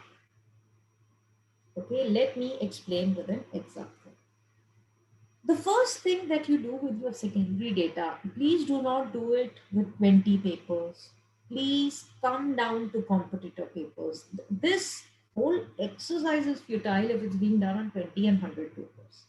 Please do it only on your competitors. So I select my competitor paper, domestic artifacts, just select the PDF file that you have. I'm assuming that it's a competition paper. Go to explore and go to word frequency. Please go to explore and go to word frequency. Everybody, please do this with me. Go to explore and go to word frequency. In word frequency, this chart will come. Over there, you have select items. In select items, select this paper. So this paper is called domestic artifacts. I've selected it and please press an OK. For you people, you select the PDF file you have imported and say OK. Although I'm doing this exercise on one paper, I generally do this exercise to start my research. I've not still started my research, but I do this exercise on my three competitor papers to see if there's something that is left. Okay, have you all done it? Could you repeat, please? I'll repeat. So please go to explore. Yes. In explore, go to word frequency. In word frequency, there's something called select item. In select item, please tick on you'll not see many files like mine. You'll see only your PDF file. Please tick on the checkbox and press OK.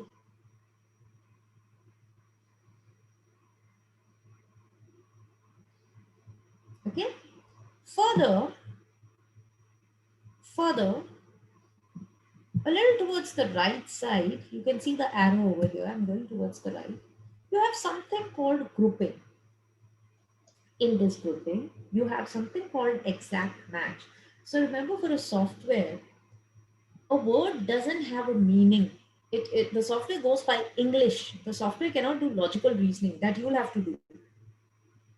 So for a software, talk, talks, talking are three different words.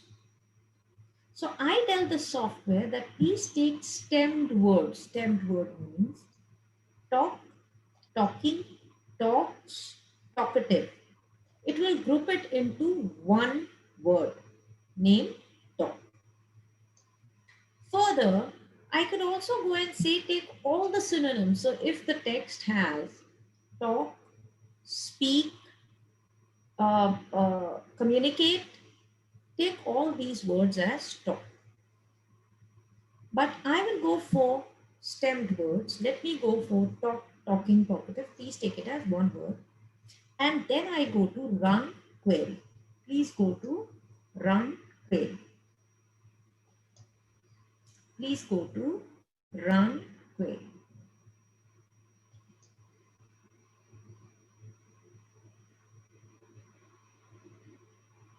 Has everybody done it? If you've done it, please say done so that I can go forward. Done. Done, ma'am. Done. Okay, a few more people. Have you done? Have you reached there? Done, ma'am. Done, ma'am. Great. Now, you see a summary over there on the right side, on this vertical line, you will see summary and you will see something called a word cloud. Just press the word cloud. Just press the word cloud.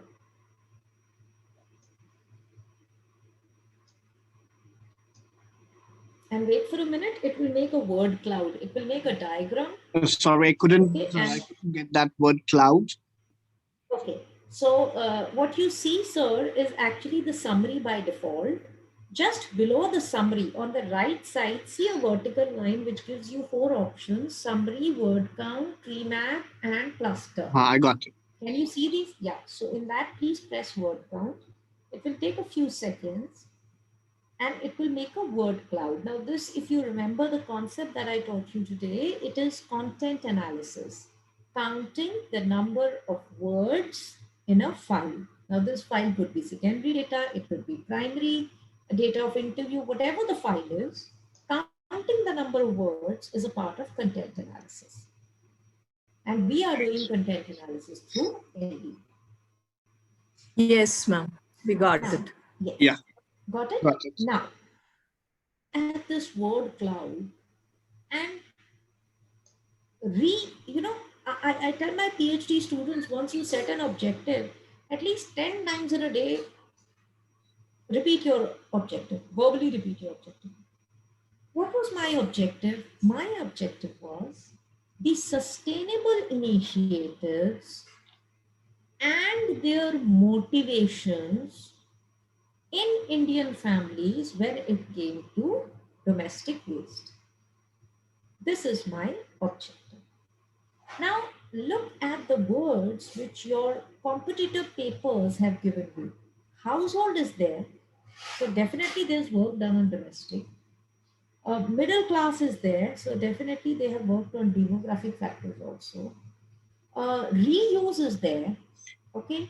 Old living Indians, so old age people, Indians living, culture, husband, wife, so family. So these are the factors which have been studied in past research. Okay, there is still not a word that now this is where I build up my gap. Okay, uh, in sustainability, after I've done this, after I've done the word analysis, this is actually not a word analysis. They are all my variables. And these are all the variables which have been studied in past research. I have to go over and above them. Now I have to do something more. I have to add a variable into this. Okay. So if I again make a paper which speaks about sustainability, reuse, family, middle class, only these words, then that paper is of no use. Because past papers, especially my competitors' papers, have already spoken about this. Number one. Number two, this is a word analysis of what my competitors are doing. I have to do something different from this.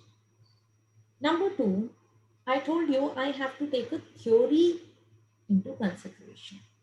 So the theory that I took into consideration, I studied many theories which spoke about sustainability, circular economy, waste disposal. I read many papers, and one theory which I got, which was never related to this study, even my 3 competitors did not relate, is the 3R theory. Okay, the 3R theory is a very common theory used in sustainability, but it had not been used by my competitors. See, the moment I say that it's not being used by a competitor, it gives me a second gap. The editor is looking at gaps. If he doesn't see a gap, if he doesn't see a new subject, he will desk reject your paper. Forget even going to reviewers. So the Herculean task, the first task is the topic of the research. So that theory was never used in this context. So I picked up that theory. It has been used in circular economy of India, and then waste disposal on factories, supply chain of manufacturing. It has been used on many topics. But the 3R theory has never been used when it comes to the domestic sustainable activities and their motivations. So I picked up that theory. It's called the 3R theory. The 3R stand for reuse, reduce, and recycle. And this became the base of my uh, paper.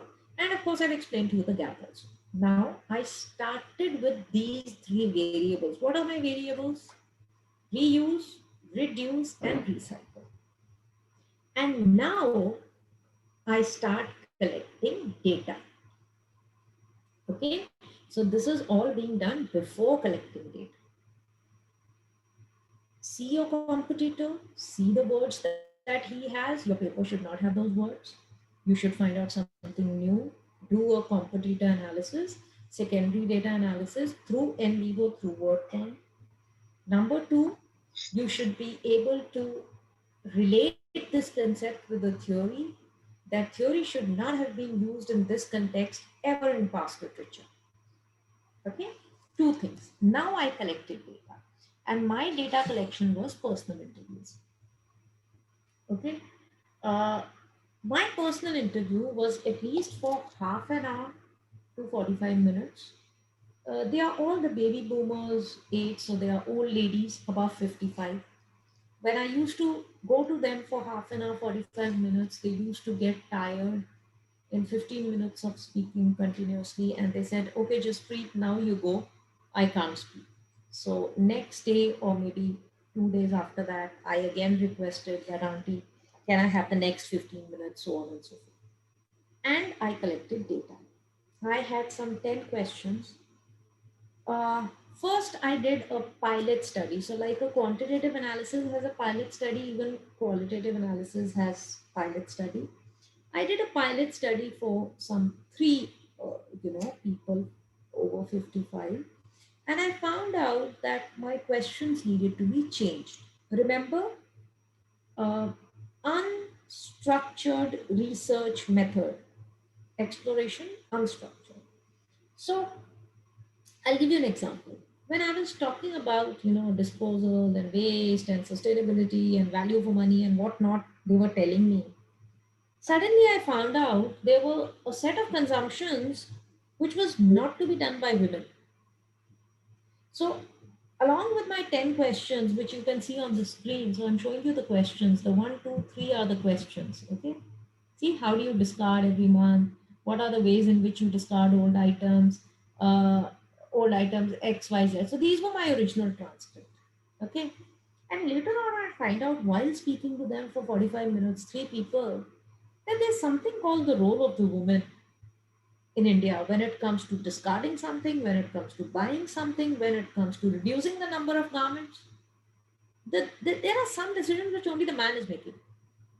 Okay, so I added a question on, was the lady able to reuse or reduce or take an initiative like this or not? I added that question after my pilot. So finally, I got a good transcript. This transcript was somewhere around 1800 words, and it had some 15 questions. So I started with 10. I kept on adding, and it was somewhere around 15 questions were there. Okay. Now, I started my research. Okay, so this is my data collection. I had some 25 transcripts. I started with 25 transcripts. I sent it to a journal, and it went through review, and they said, please resubmit this with 35, at least 35 transcripts. And that this is a B grade journal. So this is not an ABDC A grade. This is a B grade journal where it got through review, which is a very big success factor. It's an emerald journal. But they said, we need more data. So now we are taking the data to 35 respondents. Now, after you have collected data, you put it into, you import it into NVIVO. Now, the next thing that I want you all to do is, Imtiaz sir, have you got the files? Yes, ma'am. I already shared with the participants. You've already shared. So every one of you must have got an email in which you must have got these files. I'll tell you which files you must have got. Interview transcript 4. This file you must have got. You must have got, I'll just show you the type of data we can analyze in NVIVO because ma'am was also asking. So interview transcript This is my personal interview transcript. This you must have got. Yes. Pictures can be, pictures can be analyzed. You must have got this picture, Yes. recycle. Yes. Yes, this is the second type of data which can be analyzed. I have sent you a link of Google Drive where you'll get a video. Okay, you'll get a video. You'll have to download it to your desktop. Of course, video we might not be doing it today. That's okay, but please keep this material ready for tomorrow. So, this is a video. Okay, please download it, import it the same way as I told you, import the PDF. Okay, this is a video. I'll just play it and show you because, yeah. So the moment you import a video on the top, you'll see this video where you get a play button and stop and play and all that. This is the video.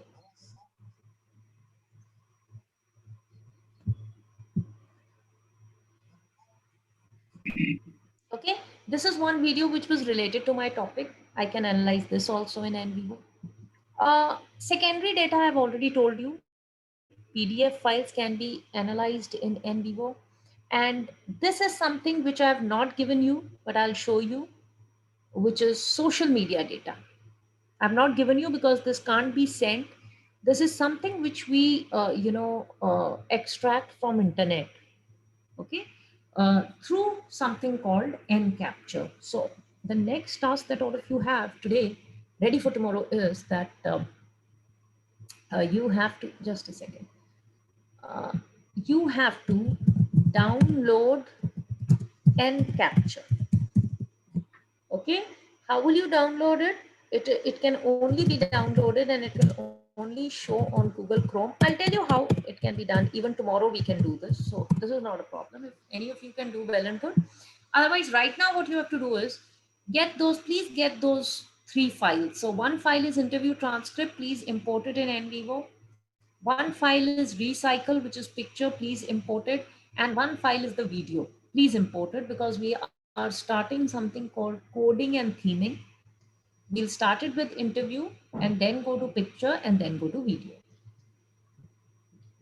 If you have imported this, please do let me know so that I can go forward.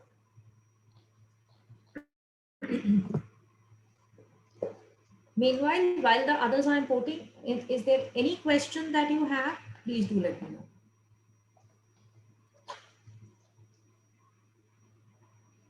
Have you all been able to open the link? Yes. Great. Download. Can you download the video and is it being imported? Yes, doing. Great. Please do this. Ma'am, in the meantime, we can discuss about tomorrow's schedule. Yes, sir. Okay. I don't know how many participants are there from India.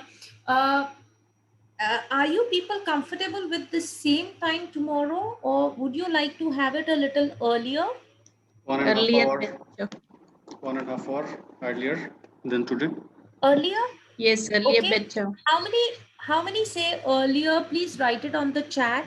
We have to see that everybody can, because I think in Indian household it becomes late. So I don't know about that. Okay, early, yes. Everybody please answer on the chat first so that we can decide about. I think even in Malaysia, it's almost 11:10 now. Oh, I didn't know that. Night, I didn't know night that. 11:10. So earlier it's better for Malaysia also. I don't know about Dhaka. Okay, great. So can we start tomorrow, say at 5:15? Will it be okay with all of you? 5:15 Indian time. 5:15 Indian time. I think it's good. Okay. Yeah, because we finish our, okay, tomorrow is a Sunday. I just got about 5 o'clock. Generally, we finish office, so 5:15 is a good time. So 5:15, everybody's okay tomorrow? Yeah. 5:15 Yes, maybe is ma'am. not good for me. 7:30 it can be very good. No. 5:15 we start, sir. Yes. 5:50 Indian time, right? Indian time. So it will be That means for 7:30 for Bangladesh.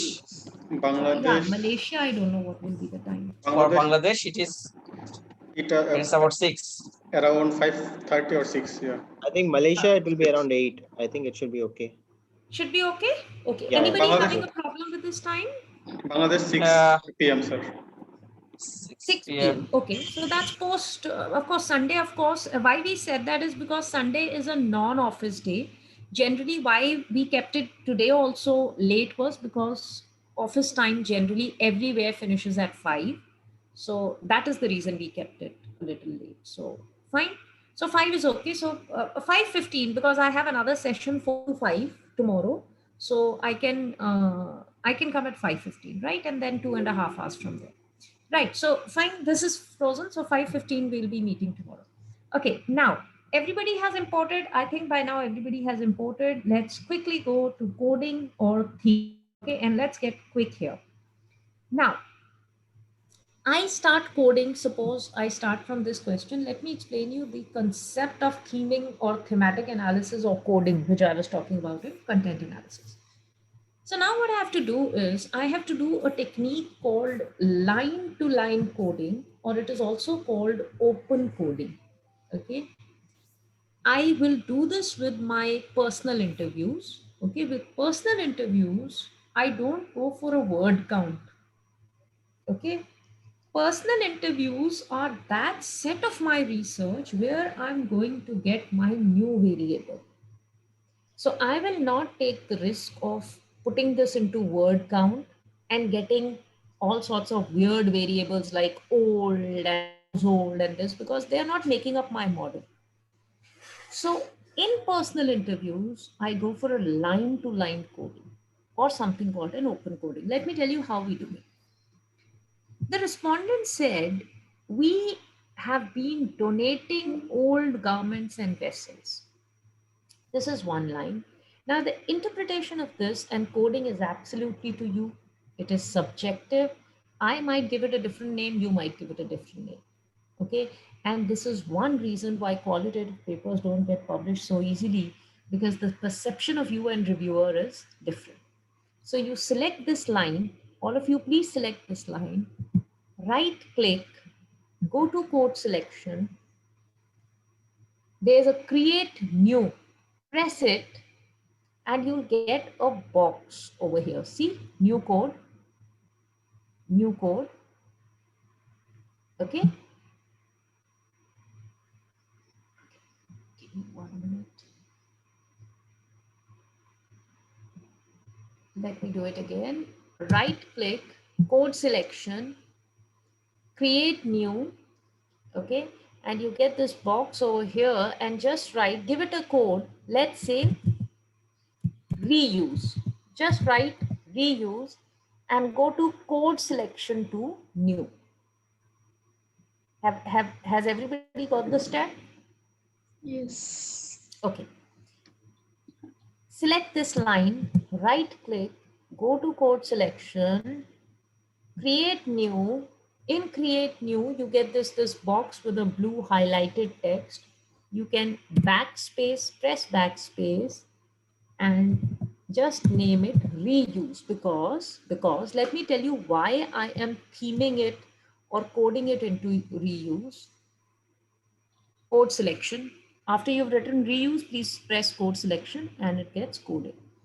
Now, why I logically put it into reuse is because when old garments and vessels are not being thrown away, remember the 3R theory that I told you, which I took as my base. So one, they are not being thrown away. I don't see a reduce over here in any way. So reduce means that people, buy lesser garments or lesser domestic equipments. I don't see that also. Uh, Also, I don't see that there is a recycle. So recycle means that anything that is old, you convert it into a new item. Even that is not happening over here. So that is the reason I will right click it and I'll put it into reuse. But while I am going by my theory, I can judge from this one line one more concept which has not been written off by my competitors. And why I say not been written by my competitors, because I've already done a competitor analysis with the competitor papers. And that concept is donation.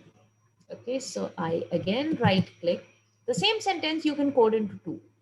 And I say create new and I say donation. Okay, I say donation and I make a code out of it. Right? Similarly, let me go forward and read. Generally, we give it to maids. Again, right click, code selection, and you already have a code of donation. If you've made a code of donation, you already have a code of donation.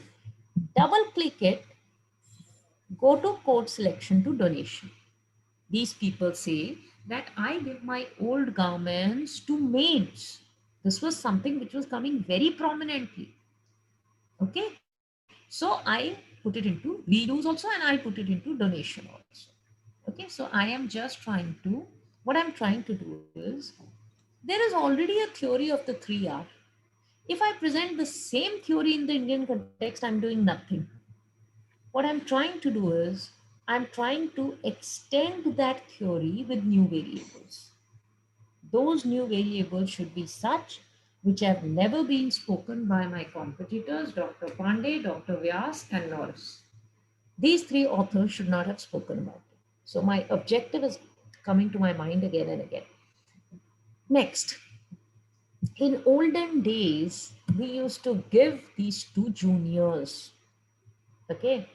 Now, if I read these two lines and I, listen to that lady and I see the expression of that lady when she was speaking, even expressions are an input to qualitative data. So I remember when she said, I give it to maids, she mentioned that very old tatter clothes I give to maids. A few good clothes I give to juniors as in uh, the next generation. Okay. So she says, in olden days, we used to give it to juniors. She also says the same garment could be worn by 3 generations. Okay. Now, here I will right click. I will go to code selection. Although I will put it into reuse. Okay. I'll put this sentence into reuse. But at the same time, I will right click code selection, make a new code or a new theme family. Here comes the family. So this is not for donation. This sentence tells us that this lady is discarding the garment, but she's not doing a donation here. She's giving it to family. She's giving it to her generation. She's talking about her own children or her own brothers, her own sisters. So here comes the sustainability, in sustainability, the reuse, and here comes the family, right? Now, let's go to the second sentence. Next, this was especially true with silk saris and party dresses. So when she said that she used to give it to her next generation or juniors or close relatives, or some women also said my saris were only and only given to my daughters and daughter-in-laws. Even in relatives, they were describing very close relatives. And she said, my expensive saris, party dresses were given to the close generations, and something which is very, very simple cotton I used to give to my maid. Now, here I will code this as right click and I will give it a new code, classification of waste. And I'll go to code selection to new code. Now, why am I calling it classification of waste is because I can see logically through what she's spoken for the past 3-4 sentences that one, she's not donating all garments. If she's donating garments which are not that good to maids.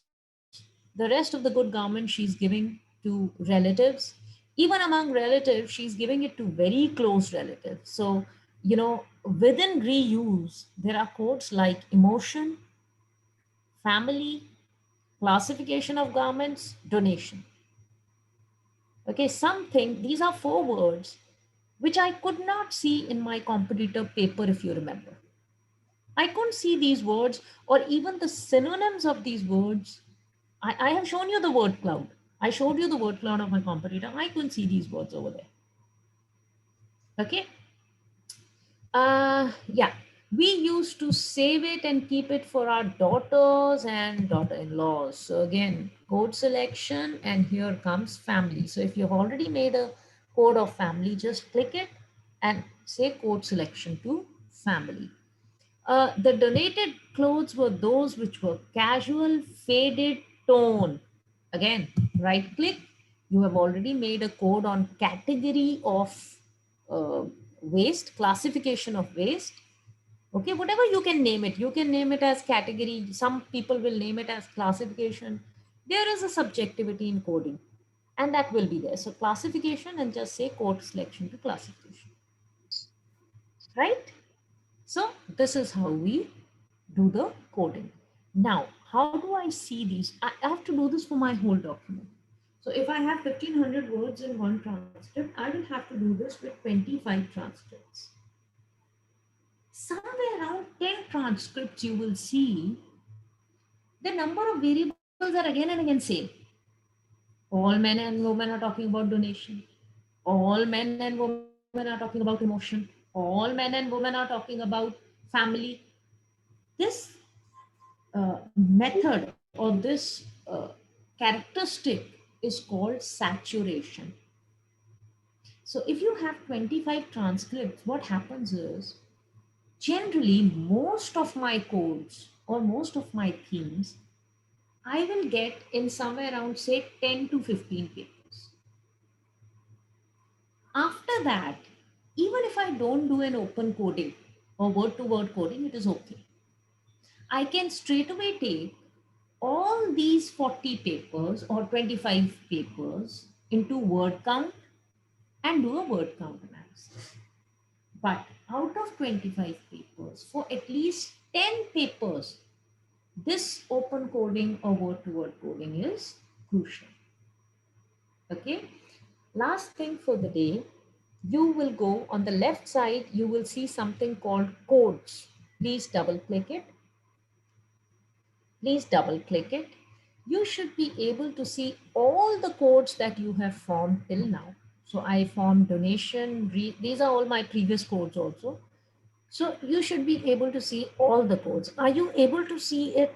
Everybody please say a yes or no. Yeah. Yes, yes, Yes. You can see it. yes. Now, suppose I want to see within the code. So if this is my code of reuse, I want to see from where did it pick up lines. So I will double click reuse. Please, all of you also do that. And these are the lines or references that have been picked up. Now, what is the use of this? The use of this is that, suppose, now let me go to donation. Where is donation, donation, donation? Here it is. Okay. Suppose I go to donation. Now, when I introduce donation as a new variable in my research paper, and when I'm writing down, first thing I'll write down in this paragraph called donation will be definition of donation. Also, if there are some past papers which have spoken about donation, maybe they have not spoken about donation when it comes to domestic artifacts of Indians. Doesn't matter, but maybe they have spoken in some other context. I will write about 2, 3 authors who have spoken about it. This is the second thing I'll do in that paragraph. The third thing is I will write down, as per the past research or in sync with the past research, we found out that Indian baby boomers also had a sense of donation in their sustainability initiatives. And when we write this line, we will have to actually write this paragraph in quotes. Okay? Then we say, for example, one sample said that XYZ. Okay, so we will have to give these stanzas while writing a research paper. Okay, I'll just, if you give me Just give me 1 minute. If I can, I'll just see if I can show that to you uh, in a actual paper so that you know. Yeah.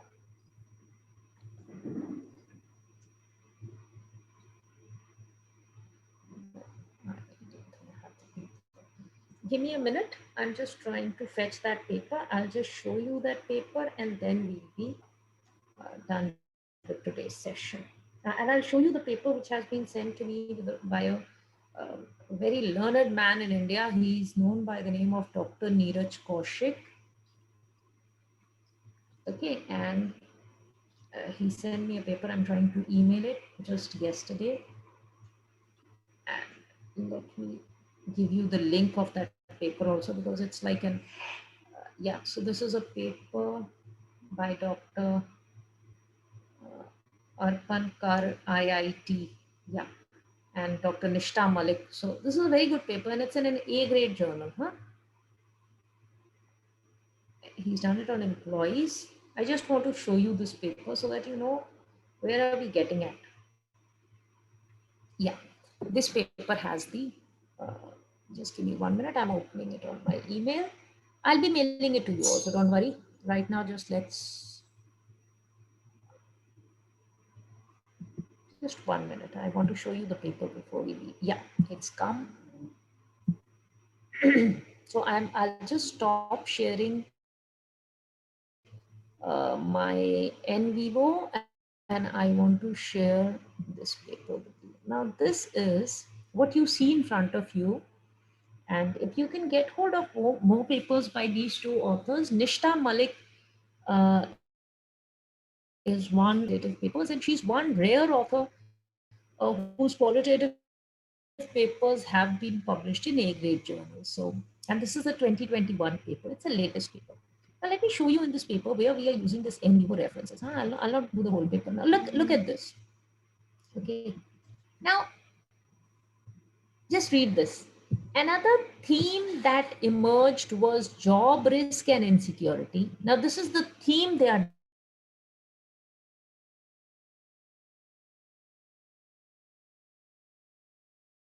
And it says, quoted below are some instances from respondents. Excuse me, Respondent ma'am. number I 29. think you got muted, so we were not able to follow No, whatever you said. Yeah, I wasn't muted. but we couldn't follow you, ma'am. If you could just repeat.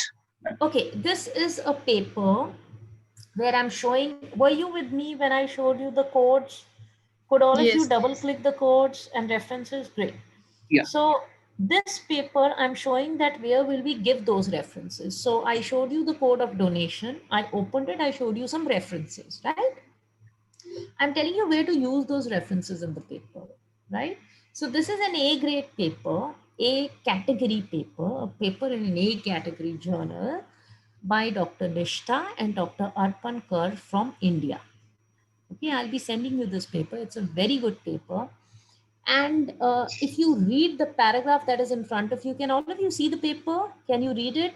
Another Yes. theme Yes. that emerged. Yes. So, Yes, like in ma'am. our paper, donation came out as a theme, emotion came out as a theme. In their paper, job risk and insecurity came up as a theme. But you just don't finish it by saying that this was the theme. You give quotes from there, from your respondents. So see, they say they did a research on 35 respondents and they have actually given, if you see, they have given the sentences or words that their respondent had said, because of which they said we reach this theme, job risk and insecurity. Is it clear now where we are going to use the references of the Perfect. codes we are doing?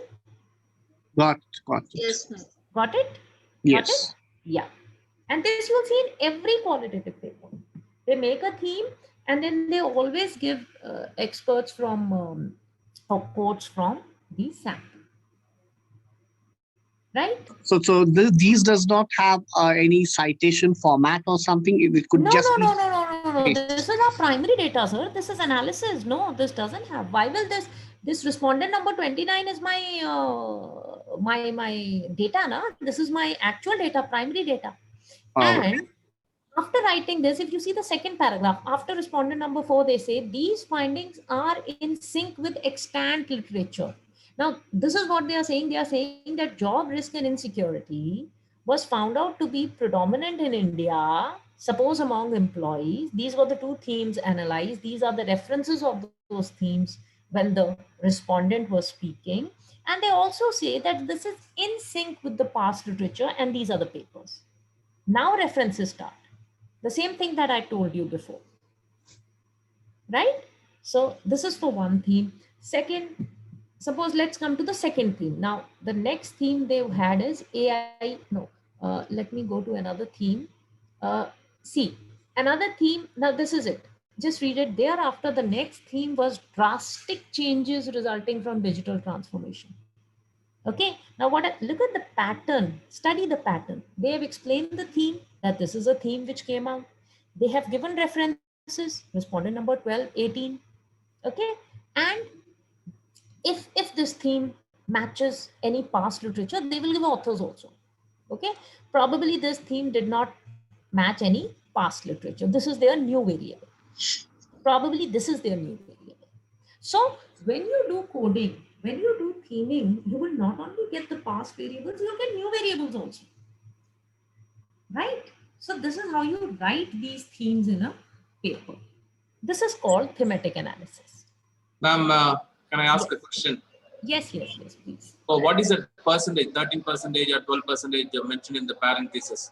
Higher the percentage, or what does it mean? For So example, percentage means when you do a content analysis of this whole 25 people, in the word count that we did, it also shows percentage. When you see the word count in NVIVO, it also shows the percentage. So we just can't say that we came out of this theme with, say, 1% talking about it. Okay, so we have to give the percentages. That is what is the percentage. could you please show the previous page of this article? I saw one table there. Just scroll, yeah. There are many tables, sir. There are many tables. Yeah, so this is the frequency, this is the percentage. And this is exactly, this exactly has been taken from the, if you remember the word cloud. Okay, so if you can see this frequency and this percentage, let me show this to you. Let me show this to you in NVIVO. So let me go to files, and in files, I have an interview transcript, and in interview transcript, I want to do a word frequency. So let me do a word frequency of my interview transcript. Select items, interview transcript. I'm doing this to one, you can do it to all your 35. Run query. Here comes the percentage. Here comes the words. Here comes the frequency. Here comes the weighted percentage. Right? This is from where they are taking it to there. Okay, so we always check our codes with word count. Always check your open coding themes with word count. Right? So this is about today. Can we call it a day? Yeah. Any doubts? I have a question. Yes. So the percentage that is there in the bracket, is it about the theme that is talked about like 13% of the time across all the narrative? Or is it the 13% of respondents quoted that kind of response on that theme? No. It is the theme, sir. We are going by the software. We are going by the number of words. The poor software doesn't even know how many people said it. And you know, they had 35 respondents. So 13% of 35 will be something 0.5%. So it can't be 0.5, no? You get that point? Yeah. So this is based on word count. This is not based on number of respondents who said so. Ma'am, one general query. Yes. Ma'am, whether the paper was writing about the respondents and the actual what they said in the interview, ma'am, what was mentioned like 1.7, 1.2? Is there something citation sort of thing? What is there in the paper? No, it is not a citation, sir. If you read the whole paper, it must be having some reference. I've just shown you a part of it. Okay, okay. You can read the whole paper and see why it's showing. So I'm just sharing it. Okay, so when it says 1.2, they have given the name to the themes. Okay, See, the serial number. 1.1, yeah. So I these are know. the themes, Got it, right? got it. So Thank that you. is what they are saying, right? Yeah. Ma'am, just a query regarding this, like percentage. Yeah. See, now themes are is like a phrase or a sentence. Now, when you say 14%, how we can get from the table of the word to this theme? So Yeah. when you do the word table, okay, Yeah. you just don't write these percentage. It's not that easy that you just make a word cloud and then write the percentage and get a paper published. Okay. This has to be supported with your coding. Okay. Okay. So this Okay. it's Yeah. related to the coding Yes, regarding it this. is related to the Okay. coding. Yes. Okay. Okay. Right. And if you see, you really think that in their word count there must have been a huge phrase called increase, stress, and overload? No. Yeah. Yeah. That's There what. So must I have was been just saying. words. There must have been words which they might have clubbed, and Hmm. they logically gave the name increase, stress, Okay. and overload. Yeah. Overload. Like. So, as I said, everything cannot be done by a software. The logical reasoning in a qualitative paper is that of the researcher, Okay. Got it. and Thanks, ma'am. it is subjective. Okay. Okay. Okay. For example, instead of increased stress and overload, I could have written burnout. Hmm. Yeah. Yeah. Now that is on my discretion. Okay. One more clarification. See, you said, maybe right or wrong, the 35 respondents you have done, but after 18th respondent or 15th respondents, you repeatedly you are getting the same codes. Okay. Uh, what does it mean? Then you are not proceeding with the content analysis or theme analysis and you stop there. Are you going to complete all the 35? Sir, I will complete all 35. If you ask me, I will complete all 35. But I'm telling you from my experience that post 15, you will start getting similar themes. But I will still go on. Reason being, suppose I have 35 respondents, 20 people are giving me same themes. There might just be a new theme which may come from the rest 15. So I will do my full work. Okay. Yeah. Mom, excuse me. I'm sorry, I got lost. Our coding, is it, please correct me if I'm wrong. Our coding based on number of frequency of the word appear? Yes. All right. Yes. Okay. What if the researchers have different coding? That's fine. I told you. Now, this person says that 1.5 is managing change. Okay. For me, it could be some other word. It could be some other word. Okay. Traumatic changes.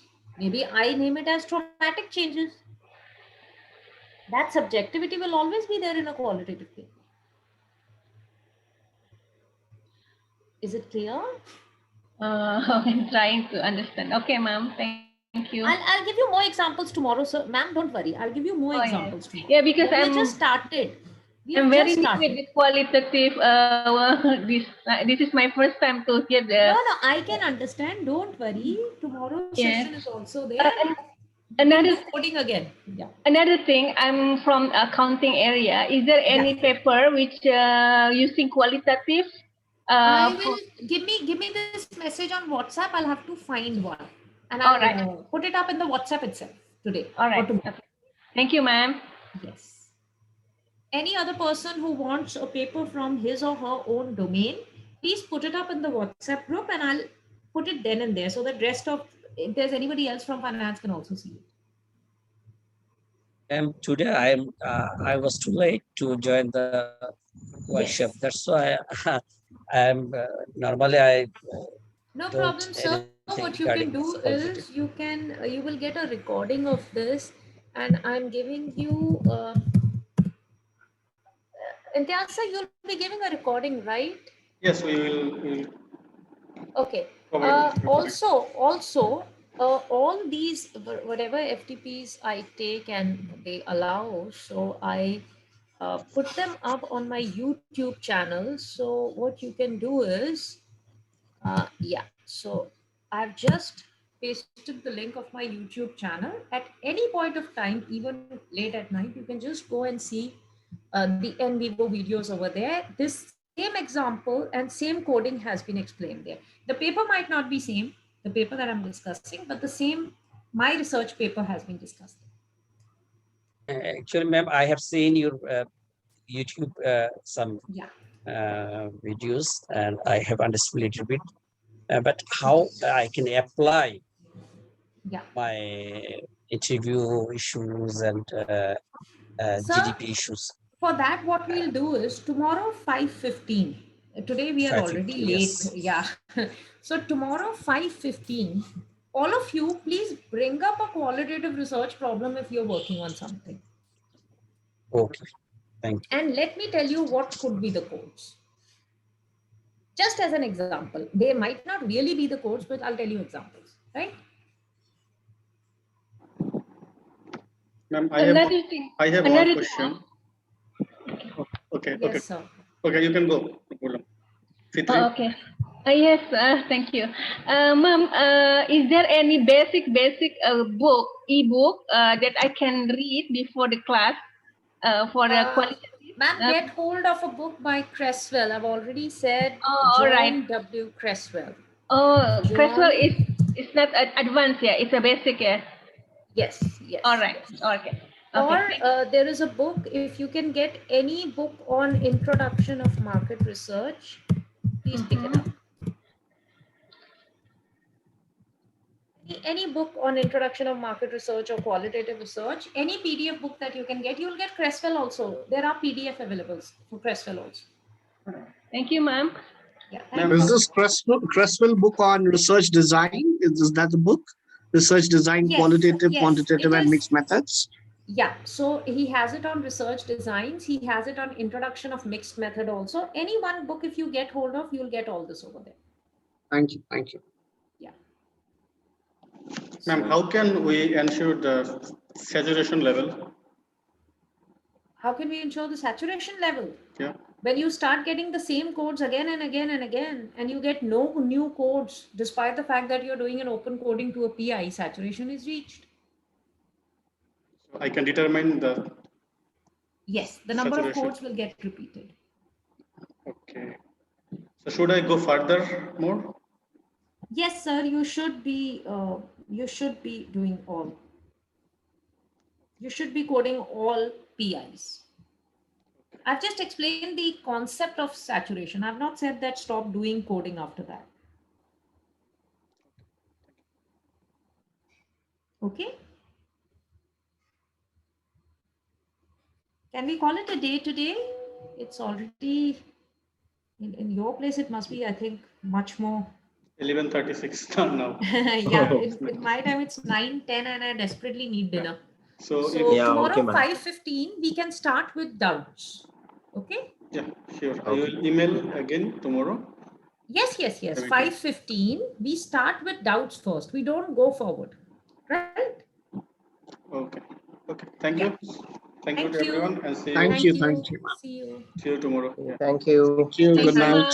Good night. Thank you.